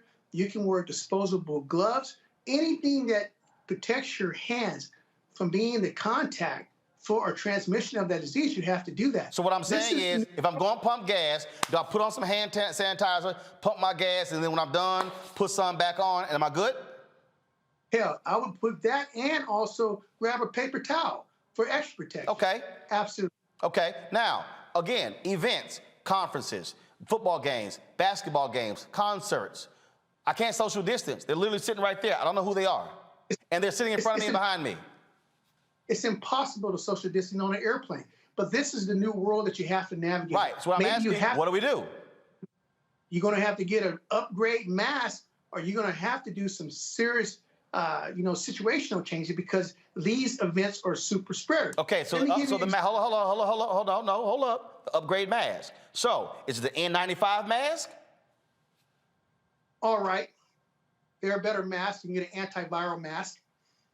Okay, antiviral mask. But what about the N95 mask? CDC is now recommending that as opposed to cloth mask. Sufficient. It's sufficient. Any type of barrier is sufficient. Okay. Am I also wearing, if I don't wear glasses, am I wearing goggles? Am I covering my eyes? Some doctors also say, look, you need to cover your eyes to protect you from COVID. In this environment, because the density of viruses is so concentrated, you go to Walmart, you better wear some glasses. You better wear some glasses on the airplane because you can't contract the virus to your eyes. Am I covering up my ears? Because I've heard that too. Do you cover your ears up? No, I don't cover my ears up. Eyes is one thing. Mouth and nose is the So major, you're suggesting, look, when you okay. So again, I'm going back. If it's a concert, if it's anything along those lines, and I'm around a bunch of people, I should have my eyes covered. I should have my mouth covered. Absolutely. Let me finish my thought. Now go ahead. No. I want because people again are in the chat and they're speaking to that. I want to make sure we got that answered. Now go ahead. Okay. Well, when you start talking about super spreader events. The ideal super spreader event is the cruise ships. We all know what's happening with the cruise ships. Everybody's negative before they get on the boat. Everybody's vaccinated, and man, you got outbreaks out of the world. These are super spreader events, even in a controlled petri dish environment like that. So if you imagine being on a cruise ship, imagine being at a football game, imagine being at a concert, absolutely, you have a very high probability of getting infected. If you're going to navigate into that world, you have to have the best technology. It might be a respiratory mask. It might be having hand gloves. It might be, having your own air purification unit around your neck to create a bubble for you to breathe. All of these things are in play, Roland. There's no one answer to the solution. It is a holistic approach. And this is a new world that everybody, Big Mama is going to be navigating in for the next 50 years. So you don't believe that we are going to so-called have a post-COVID world? No, not in my lifetime. That's not going to happen. Or yours. Questions for my panel. I'll start with you, Mustafa. Well, Dr. Martin, thank you for being on the show today. I'm curious, how do we get the science to the place that we need? Because the science is supposed to be playing a role with policy, at least underneath of this administration. And if we can't get the science right, then I'm not sure how we get the policy right. Well, I'm sorry, brother. The reality is they lost the science. It became a political issue. I'm trying to be, the straight shooter, always have been. I believe in science and medicine, and that's why people can't shoot me down because it's based off the books. The reality is that the science got played. The reality is that people really didn't understand RNA viruses, especially coronavirus. People don't realize that when it comes to RNA viruses, they're very difficult to treat. Ebola, dengue, I can go down the line. And what happens is that when you put a political element into a science realm, you get a bad outcome. And this is where we're at today. You can't have people in the government tell you that they didn't see mutations coming 2 years ago. I mean, that's basic science with RNA virus. So it shows you there's a significant disconnect and people are not really living the real world. But folks are living it now because the Omicron has changed everything. Ball game over, done. Teresa. Yes, thank you so much for coming on and giving that different perspective. So I'm curious because, I live in Philadelphia. It's the city, largest metropolitan city, but largest in poverty rate. So what do we tell poor people who don't have access to some of, the sanitations, the masking, the gear that is necessary if they choose not to get the vaccine? Wouldn't the easiest way to protecting and moving forward is to get the vaccine?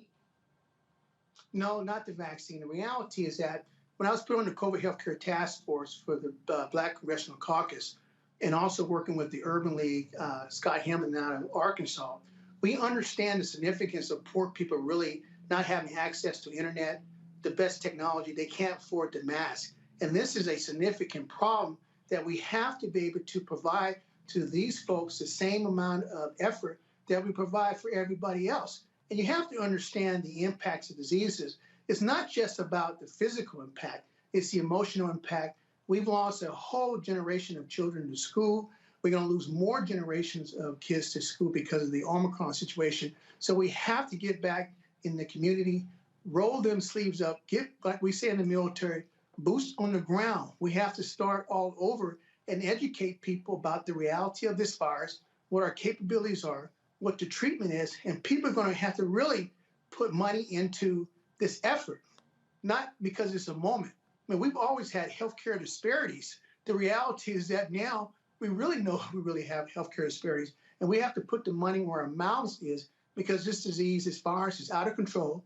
It's going to stay out of control, and we're going to have significant problems, especially in urban areas where kids are not going to school, kids are not getting their lunch, violence, et cetera. So we have to change. We have to get back to that humanity, as like they always say, we're supposed to be all this together, but we know that's a bunch of crap.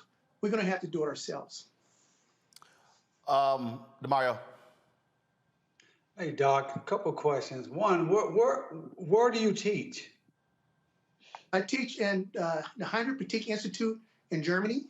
I'm the director of clinical and tropical medicine in Peru for the last 25 years. I train all over the world. I train students in the jungles of tropical diseases, everything that deals with diseases. I'm in the jungles, real jungles. Yeah, and I heard you say Arkansas. You know, that's pretty close to me in Oklahoma. Are you from Arkansas? Are you working? You was working with the Urban League in Arkansas. How did that connection happen? Well, my people from Hazen, Arkansas, and I'm very fortunate to be able to hook up with Scott Hamilton in the Urban League because they want me to help them out because of the COVID situation among minorities and rural communities and urban leagues in Arkansas.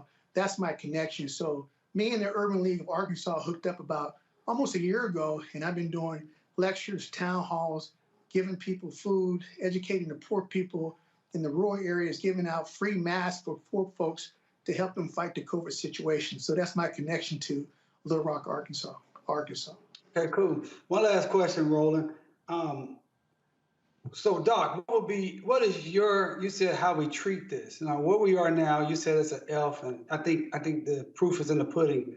Things are out of control.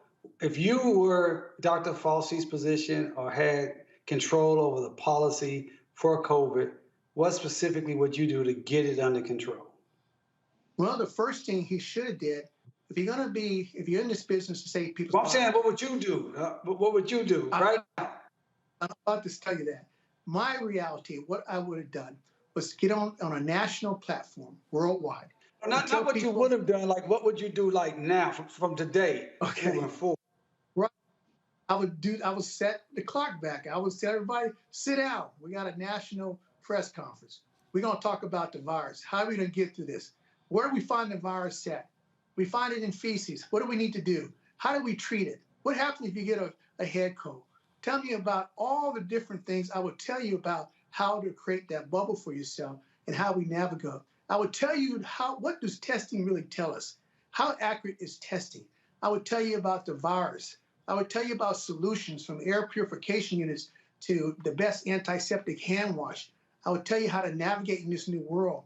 I would teach you how to keep your business open in real time because we have to have the economy going.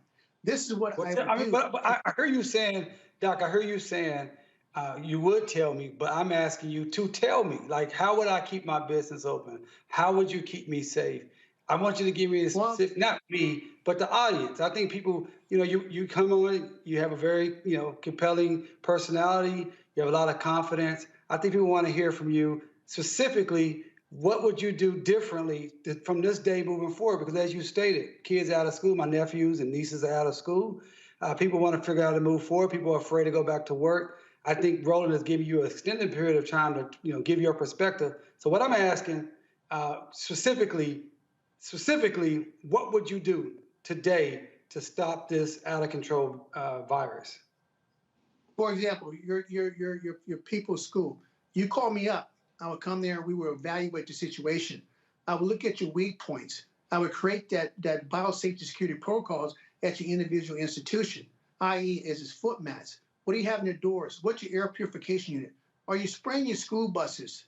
What are you using to control your bathroom? Because the infectious disease rate is high in the bathroom. How are kids going to be able to eat with their masks? I will come there and my team, we will self-assess, and then we will implement the best biosafety security protocol based off of what we call situation awareness. Maybe you guys are doing it 50%. Maybe you might not be doing it at all, but we will implement that to make it happen. With that, we will also add the famous thing that a lot of people forget is that we would test. We would test the individual institution to find out if the virus is in the building. I've tested schools in the United States, and we found the virus on vacuum handles, cleaners. The janitor was spreading the virus in the school. So this is the type of high-tech biosafety security protocols that Tapeta, my company, and myself will provide to save people's lives and be able to navigate into this new world. All right. So those are the Mustafa, you had an additional question. Dr. Martin, I was just, at the beginning of the pandemic, everyone talked about Dr. Rowling. Dr. Rowland, I'm sorry.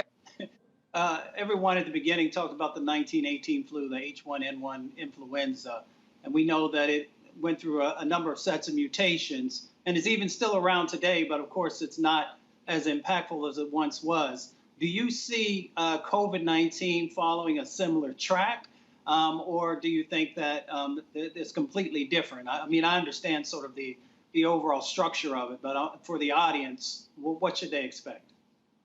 Well, the reality is that the coronavirus pandemic, this is not the first time this has occurred. This occurred 20,000 years ago. The 1918 pandemic is a baby to the coronavirus. You have to understand that the 1918 pandemic didn't go on for 2 years. It started in 1912 in China and went until 2022. It changed the world, but it was really only one serotype. The problem with the coronavirus is that we have so many different mutations, alpha, beta, gamma, delta, mu1, Omicron, IHU, and more that are coming, and this is driving the different narrative. So it's going to be very hard unless we come up with a awesome vaccine that can cover every different mutation that's going to eradicate that. And we all have to be in this together. You can't have half the people wearing masks not wearing masks. This is our reality. But the reality at the end of the day, I'm sorry, I deal with death on a daily basis. I've seen stuff that will blow your mind away. I deal with reality. And folks, this is your new reality. And you're going to have to live in this new world, navigate in this new world. This is the COVID time of your life. Doc, multiple folks are asking in our various chat rooms, they want to know, where were you educated and what is your experience? My experience, my BS was Weber State, microbiology and chemistry, minor in military science, master's degree in cellular molecular genetics, University of Nevada, Reno Medical School, MD, University of Health Science. You said University of Nevada, Reno? Reno, yeah. Okay. University of Health Science, Antigua, San Francisco Medical School, residency training in Honolulu, Hawaii, 6 degrees. Okay, no, like I said, look, here's the deal. We got a totally interactive show, and so when we have folks who have questions, we go ahead and ask the question because they want answers. You can always go to my website, has all my CV credentials on there and stuff like that. Military trained, military officer, airborne, all that stuff. Okay. All right, Doc, we certainly appreciate you coming on. Like I said, we've had numerous, we probably now have done more than 150 plus COVID segments. We've had HBCU professors, we've had virologists, we've had infectious disease experts, ER physicians, numerous people who've been on and so offering their perspective. And so we're glad that you're here to offer yours. And I've even actually had a couple of people, a couple of doctors have already said that they want to come on to refute some of what you had to say. So again, we'll let the experts do what they do. Well, that's fine. I just want to thank you for giving me the opportunity. I've been following you for about 1.5 years on this space too, and I look forward to doing a part 2 and let's make it happen and go out and save lives. That's what it's all about. I appreciate it. Thank you so very much. See, it's very interesting when we have these conversations. I love some of these folks who are like, oh my goodness, why have the conversation? Because again, that's why we talk to the folks who actually have the training and the experience. Now, if you disagree with that, you disagree with it. Like I said, I've had some doctors who reached out who said, absolutely, I disagree with him. He's wrong. Absolutely get vaccinated. And so again, we're going to have that conversation. But I'm telling y'all, what we're not going to do, we're not going to have people who don't have any expertise in any area, have no training whatsoever, having these conversations, because we need to hear from folks who do have that training. So you've got epidemiologists, you've got infectious disease experts, you've got virologists, you've got all of that. That's why we have the conversations. I told you, if we're talking about the issue of the law, we're going to have legal experts. I'm not going to have somebody who ain't a lawyer sitting here breaking down the law. Same thing, you're not going to have somebody working on your car who don't know how to fix a damn car, who has no expertise at fixing a car, and reading a manual ain't it. And so, again, that's why we do what we do. Coming up next, we're about to have a conversation about John Hope Bryan, a company he's working with, what they're working on when it comes to the in the area of housing, economic development. We talk about, again, black folks in business. I like to talk to black people who are actually in business to talk about black people doing business. Folks, you want to support what we do, of course, download the Black Star Network app. You can do so on all available platforms: Apple phone, Android phone, Apple TV, Android TV, Roku, Amazon Fire, Xbox One, and Samsung Smart TV. You can also join our Bring the Funk fan club, where every dollar you give goes to support what we do with our staff traveling all across the country and the world, bringing you the kind of news you're not going to get elsewhere. Cash App is $RM Unfiltered. PayPal is R Martin Unfiltered. Venmo is RM Unfiltered. Zelle is Roland at RolandSMartin.com. Roland at RolandMartinUnfiltered.com. Folks, I'll be back in a moment.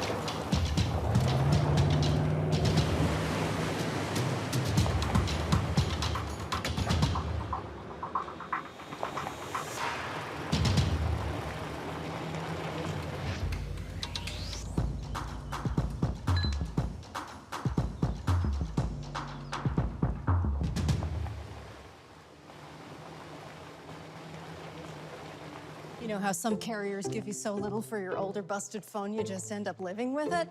I don't think so. Verizon lets you trade in your broken phone for a shiny new one. You break it, we upgrade it. You dunk it, doggy bone it, slam it, wham it, strawberry jam it. We upgrade it. Get a 5G phone on us with select plans. Every customer, current, new, or business. Because everyone deserves better.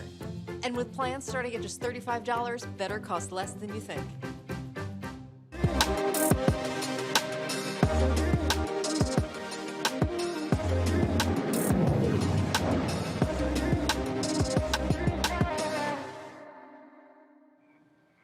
All right, folks, every Tuesday on the show, our Marketplace segment, sponsored by Verizon, focuses on the issue of business. You know, folks who do business, who are in business.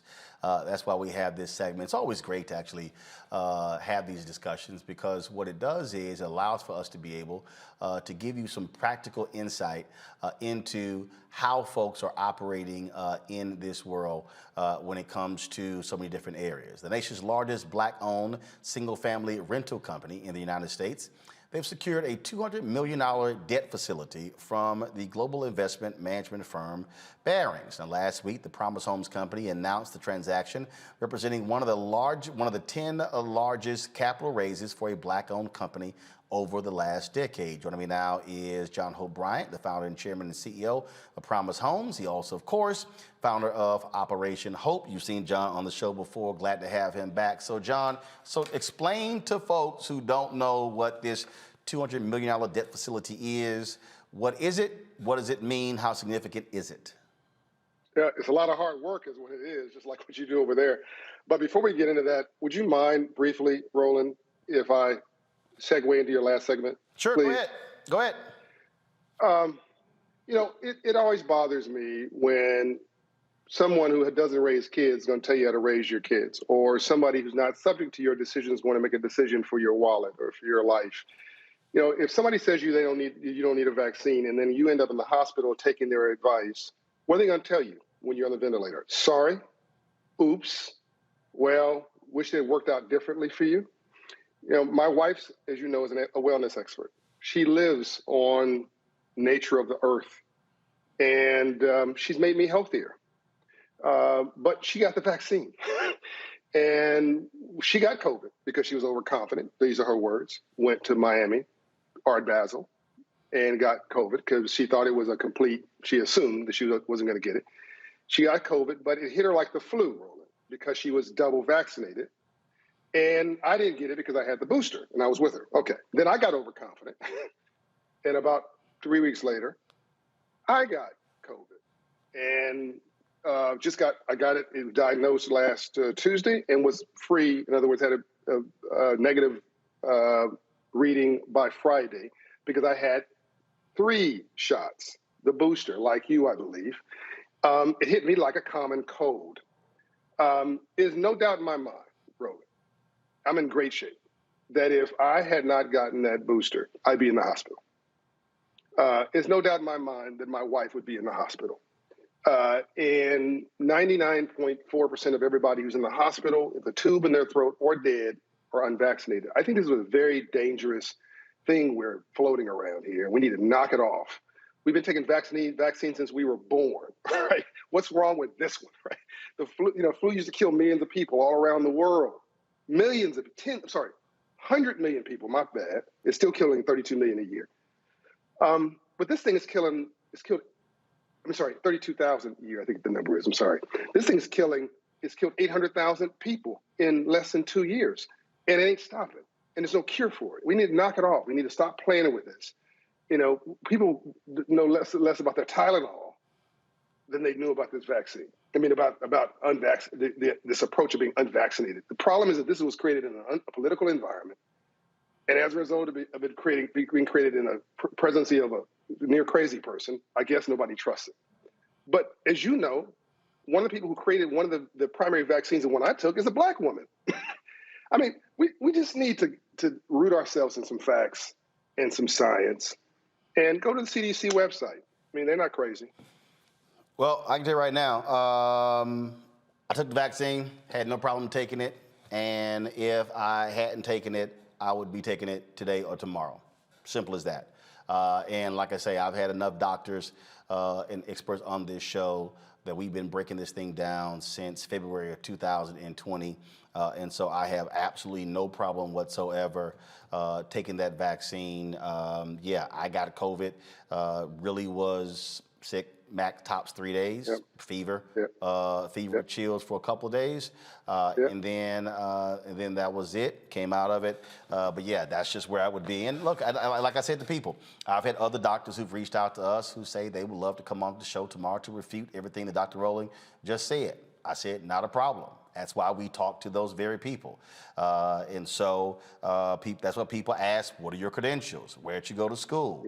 There are some people who are saying, oh, you know what? He went to medical school in Antigua. I'm not trusting that. Or went to this school, I'm not trusting that. Okay, that's why people make those decisions. But we are going to present to you African Americans, Black folks who are experts in areas. And again, if you want to believe them, that's fine. But that's why we have numerous segments. We're not just talking to one folks. The problem I have is when people want me to talk to people who have no credentials whatsoever on anything in that area, but somehow you're an expert. So let's talk about internet doctors. Well, yeah, as I said, TikTok, YouTube doctors, and I'm not listening to them. All right, so let's go right to it. What is this $200 million debt facility? What does it mean? What does it do? So, Ambassador Andrew Young would say to live in a system of free enterprise and not to understand the rules of free enterprise must be the very definition of slavery. We just finished celebrating Dr. King's formal holiday yesterday, and I think if Dr. King was alive today, the work of what I call social justice through an economic lens is the work he'd be doing. That's what this is about, really, beyond the business deal for me.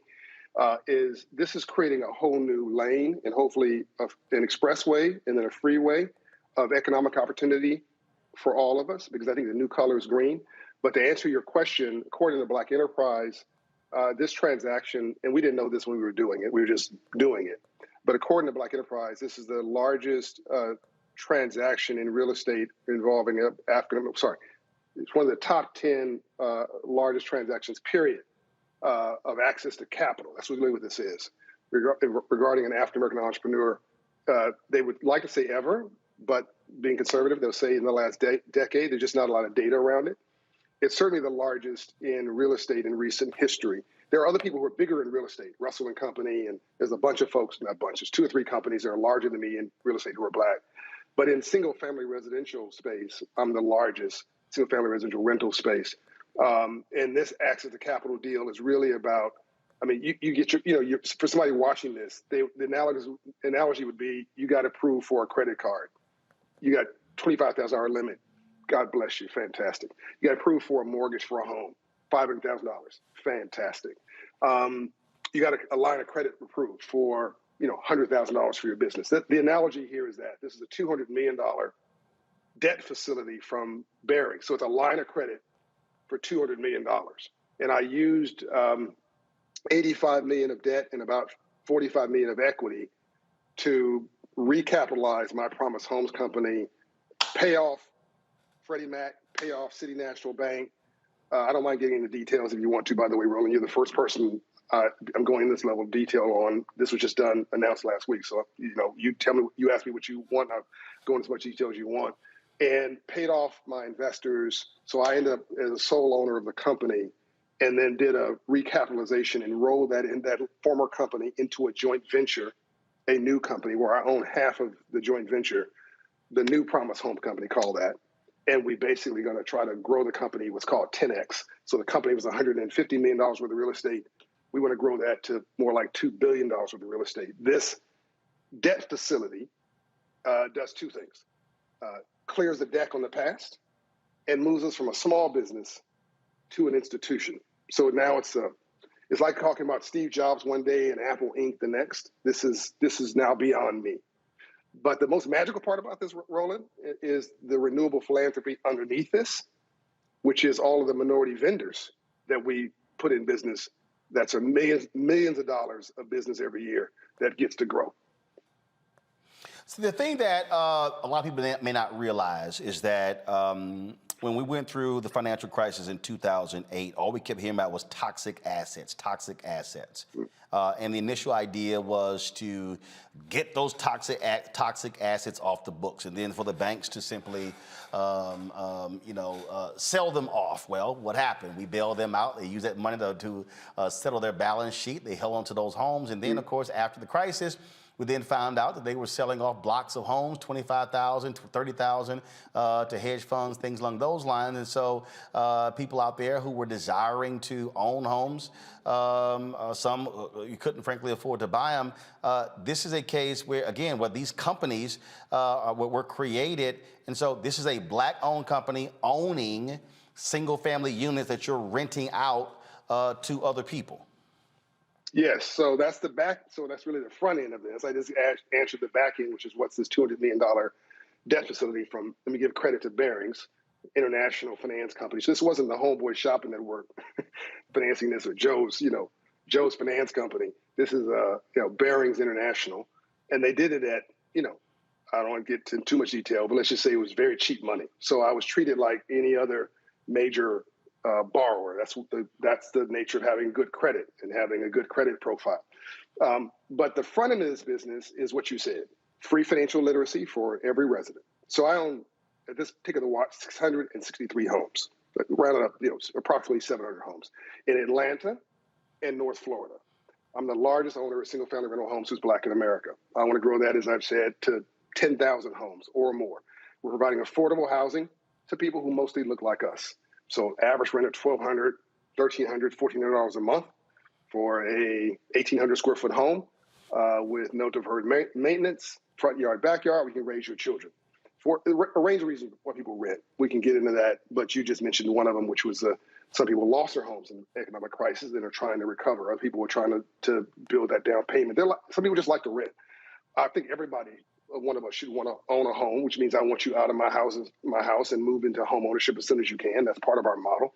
But the first part of this is we've contracted with Operation Hope, which I founded. We pay arm's length, Operation Hope, a partner fee to do free financial counseling, financial literacy counseling to the residents. Get your credit score up. If you raise your credit score to 700, by the way, we'll reduce your rent by 10% as long as you keep it above 700 because we think you're a lower risk and we want to reward you.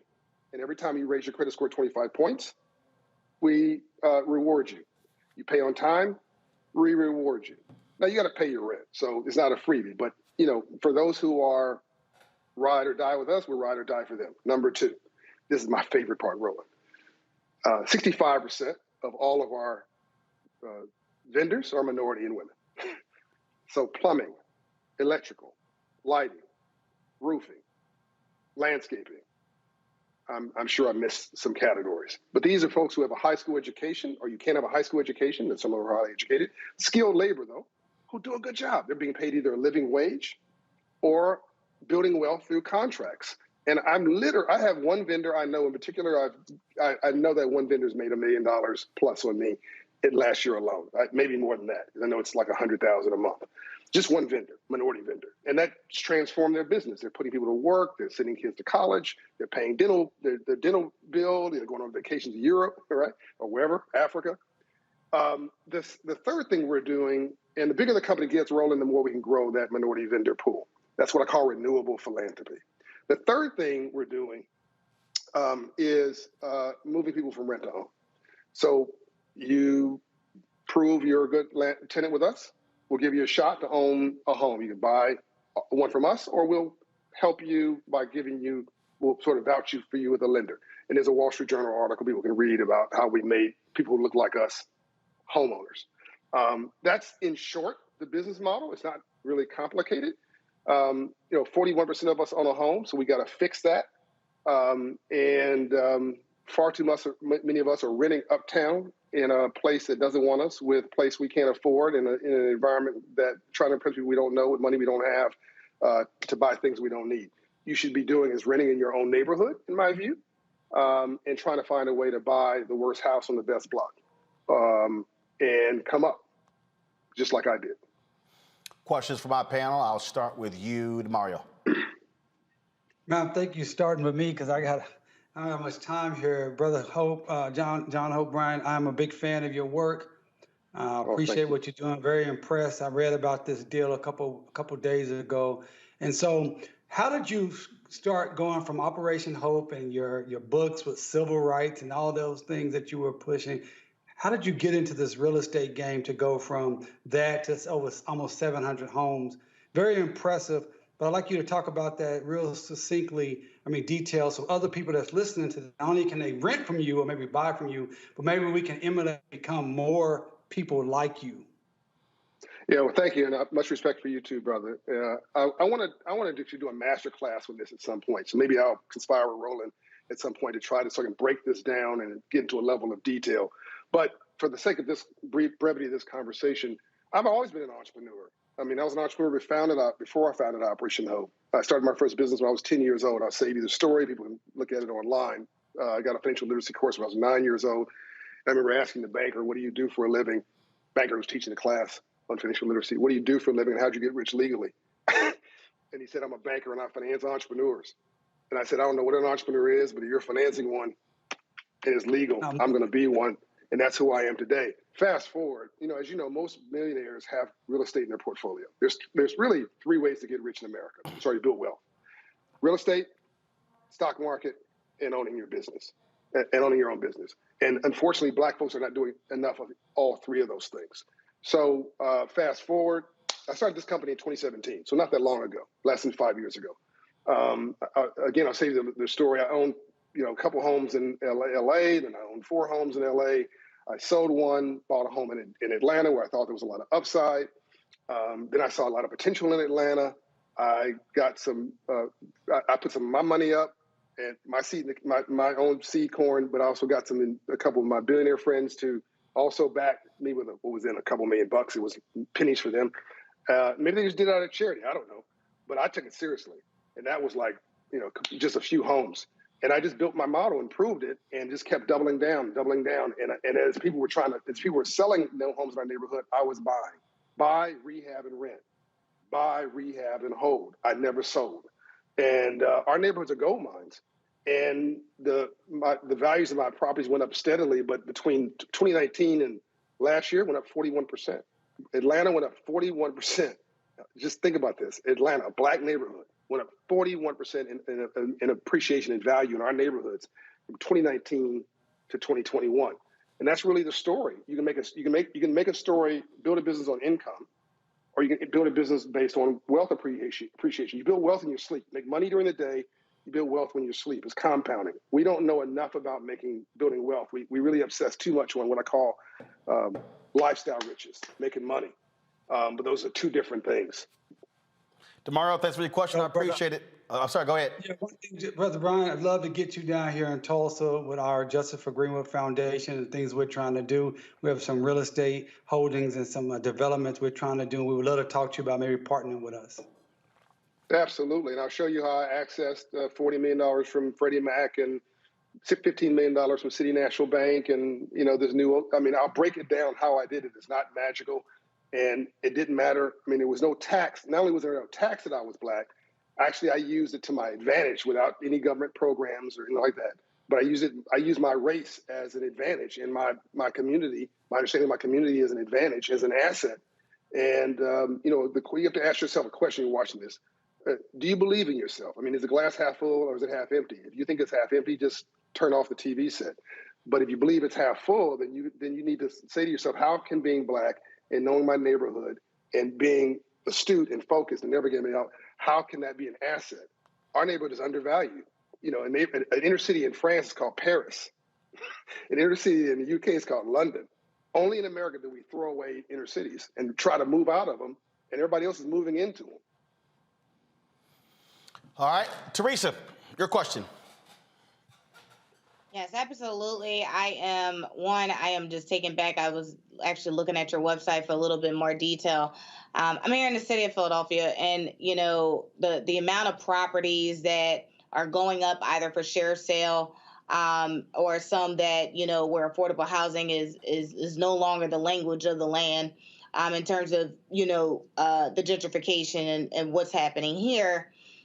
Wondering, one, if you are interested in coming to Philadelphia, and then two, definitely when you get that masterclass up and running, please, let me know for that. But really particularly interested on the market of how are you maybe helping individuals who may be looking at, some of the stuff that's going on through share sales right now. Yeah, so I don't want to get into shared anything on this short conversation. It's a great concept, but keep in mind, nobody washes rental cars. Keep in mind that if you want to distribute money like a socialist, you first collect it like a capitalist, and no one's going to care about your asset more than you. I'd much rather you if somebody's watching this and they make $35,000, they have 3 children. The government owes you, if you ever filed for an EITC, government owes you about $18,000. Combine that with a child tax credit from the federal government under this new stimulus package of $9 grand. You've got 30 grand. Take that 30 grand, put it as a down payment. Take 15 grand, buy a rehab home in Philadelphia, a tear down home, buy it for almost next to nothing, get a construction loan to rehab it, put $15,000, $20,000, put $5 grand in the reserve account, and you'll now end up with an asset worth, I'm guessing, $70,000 to $100,000, and then rent it out, and then let that stabilize for a minute, and then use the equity from that one to then buy a second one. And then once you've done that 3 times, you've got sustainability, and that real estate will only go up in value. Real estate has never gone down. Somebody's going to watch this and go, John, you're wrong. That's actually not true. I'm not wrong. Here's what's happened. This is what real estate's done. Stock market too. It's gone up. Then there's a crisis. It dips. What do black folks do? We sell on the dip. And then what happens? It then corrects above the line every time. Then another crisis, 10, 20 years later, it goes down. What do? We sell on the dip. We get all wigged out. Somebody else buys it and goes up to the next level. We need to buy, rent, and hold. And I just gave you an example of how somebody making $35,000 can do that. And go to Opera Show, get your credit score up, because we're raising credit scores 120 points in 24 months. We do that for free. So that's a little business plan right there for somebody not even as sophisticated as you. So yeah, share this, share that. That's all cool. I'd much rather you do something on your own where you control the hustle and you control the outcome, and then partner with somebody else in time. All right, Mustafa, final question for John Hope Bryant. Yes, Brother Brian, it's always inspirational and aspirational every time that you come on. As you talked about, many of the adults who go through the program and learn, a number of different types of things, is there also opportunities for younger people also on that journey? Absolutely. We've got Hope Business in a Box Academy. I'm now mixing metaphors now. This is Operation Hope, my nonprofit. We put thousands of young people in business through the 1 Million Black Business Initiative as well. You can go and watch prior shows with me and Roland about 1MBB and our Hope Business in a Box Academies, where we're putting kids that were my age coming up, 10 years, 12 years, 15 years old, in business. And there's hundreds of stories and videos people can watch on young people starting businesses and owning real estate. We should start early. Look, you farm club, if you're in Canada, they'll tell you who the NHL players, hockey league players are in elementary school, the pros, because they identify them. Where do we find our football players, our basketball players? We farm club them in middle school. And then by the time they get to college, they're already destined for the pros. What do we do with entrepreneurs, small business owners, real estate investors, securities and lawyers? Nothing. There's no farm club system in our neighborhood. Now, we are experts at social justice. We'll tell you discrimination, black people, a mile away. We'll tell you police brutality 5 miles away. But we can identify a stock or a bond or real estate investment in our own neighborhood the way we should. This has to become the new movement. Social justice through an economic lens that starts early, as you said, with young people. All right. John Hope Bryant, I appreciate it, man. Thank you so very much. Good luck with it. And like I keep saying over and over again, people love saying, hey, we need more black-owned businesses. I say, no, we need black businesses with capacity, building capacity. This is only the beginning, Roland, just like with what you're doing with your content, only the beginning. All right. John, thanks a lot. God bless you. Demario, Mustafa, Teresa, I really appreciate y'all joining us today on the show. Thank you so very much. I'm going to go to a break. When we come back, I'm going to have a few more headlines, folks, and then we're done. You're watching Roland Martin Unfiltered right here on the Black Star Network.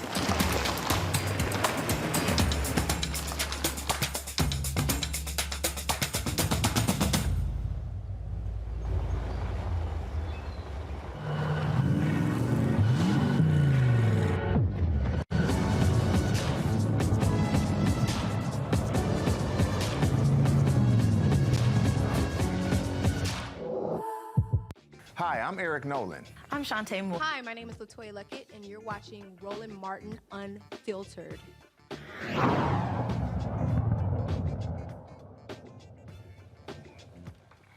All right, folks, the former Chicago police officer convicted in the fatal shooting of Laquan McDonald is getting out of prison next month. A jury convicted Jason Van Dyke in 2018 of second-degree murder and 16 counts of aggravated battery. Now, when Van Dyke gets released on February 3rd, he would have served 6 years and 9 months. That's about half of his sentence. He will be on parole for at least 2 years.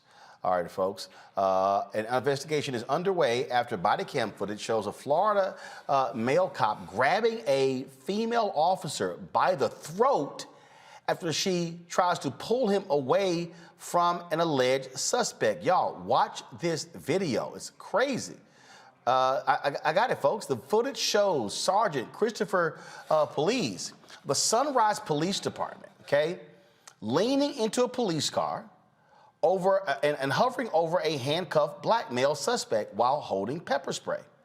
A 28-year-old unidentified female officer approaches him and pulls him away by tugging on the back of his belt in response. He then confronts a subordinate and grabs her by her throat. The incident took place in November. The 21-year veteran has been assigned to desk duty while the department investigates the incident. Man, see, we talk all the time about officers stepping in, doing the right thing. Here he sits here and basically attacks his own fellow officer. Folks, Virginia's outgoing Attorney General says police in Virginia Beach used forged documents linking people's DNA to crimes to get them to confess. According to the state's Attorney General's Office of Civil Rights that led the investigation, Virginia Beach's police department used fake reports from the Virginia Department of Forensic Science in at least 5 cases between March 2016 and February 2020. The city's police department has changed its policy in the wake of the probe. A city spokesperson maintains the practice, no shock, was legal. Folks, Virginia Governor Glenn Youngkin wasted no time signing several executive orders after being sworn into office over the weekend. The newly elected governor was sworn in on Saturday and followed his ceremony by signing executive orders and 2 executive directives. Well, some of these actions include to restore excellence in education by ending the divisive concepts, y'all, like critical race theory, which actually isn't being taught in the schools, to empower Virginia parents and their children's education and upbringing. Put graphic back, please, thank you, by allowing parents to check whether their child wears a mask in school, to restore integrity and confidence in the parole board of the Commonwealth of Virginia, to investigate wrongdoing in Loudoun County, to make government work for Virginians by creating the Commonwealth Chief Transportation Officer, blah, blah, blah, blah, blah. Bottom line is, y'all, we know exactly what it was doing. And so he ran on critical race theory, which actually didn't even exist. But that's just one of the things that you see. So, and like I said earlier, we see Republicans are doing all they can to move forward with trying to use this to impact people, again, to vote in the midterms. The oldest living Tuskegee Airman, folks, retired Brigadier General Charles McGee, has passed away. He died Sunday at the age of 102. McGee flew in over 400 combat missions and was awarded numerous accolades for his service. While in the Air Force, he battled segregation and racism. The Tuskegee Airmen were a primarily African-American group of military pilots, and airmen who served in World War II. McGee celebrated his 102nd birthday just last month. Got to give a shout out to that alpha man. All right, certainly we mourn his mourn his passing, folks. Historically black churches across the country will be receiving help. $20 million worth of support. The Lilly Endowment donated the funds to the African American Cultural Heritage Action Fund to support the Preserving of Black Churches project. St. James AME Church will be the first to benefit from the significant donation. The church was founded in 1868 and will receive $100,000 to repair damage from the Kentucky tornado. More than 50 churches will receive funds from the Preserving Black Churches project over the next 3 years. So certainly glad to actually hear that. And also, folks, tonight, in Boston, go to my computer, please. The first black NHL player, Willie O'Ree, had his jersey retired. His number 22 of the Boston Bruins will hang in the rafters after that ceremony took place again just a few moments ago. Again, Willie O'Ree, the first African-American to play in the National Hockey League. He, of course, is in the Hall of Fame as well. So big congratulations go out to Willie O'Ree. free. Folks, that is it for Roland Martin Unfiltered. Again, if you want to support what we do, please download our Black Star Network app. Apple phone, Android phone, Apple TV, Android TV, Roku, Amazon Fire TV, Xbox One, Samsung Smart TV. You can also support us in what we do by joining our Brina Funk fan club. Cash App is $RM Unfiltered. PayPal is R Martin Unfiltered. Venmo is RM Unfiltered. Zelle is Roland at RolandSMartin.com. Roland at RolandMartinUnfiltered.com. Folks, thank you so very much. We'll see you tomorrow right here. Roland Martin Unfiltered on the Black Star Network. Holla!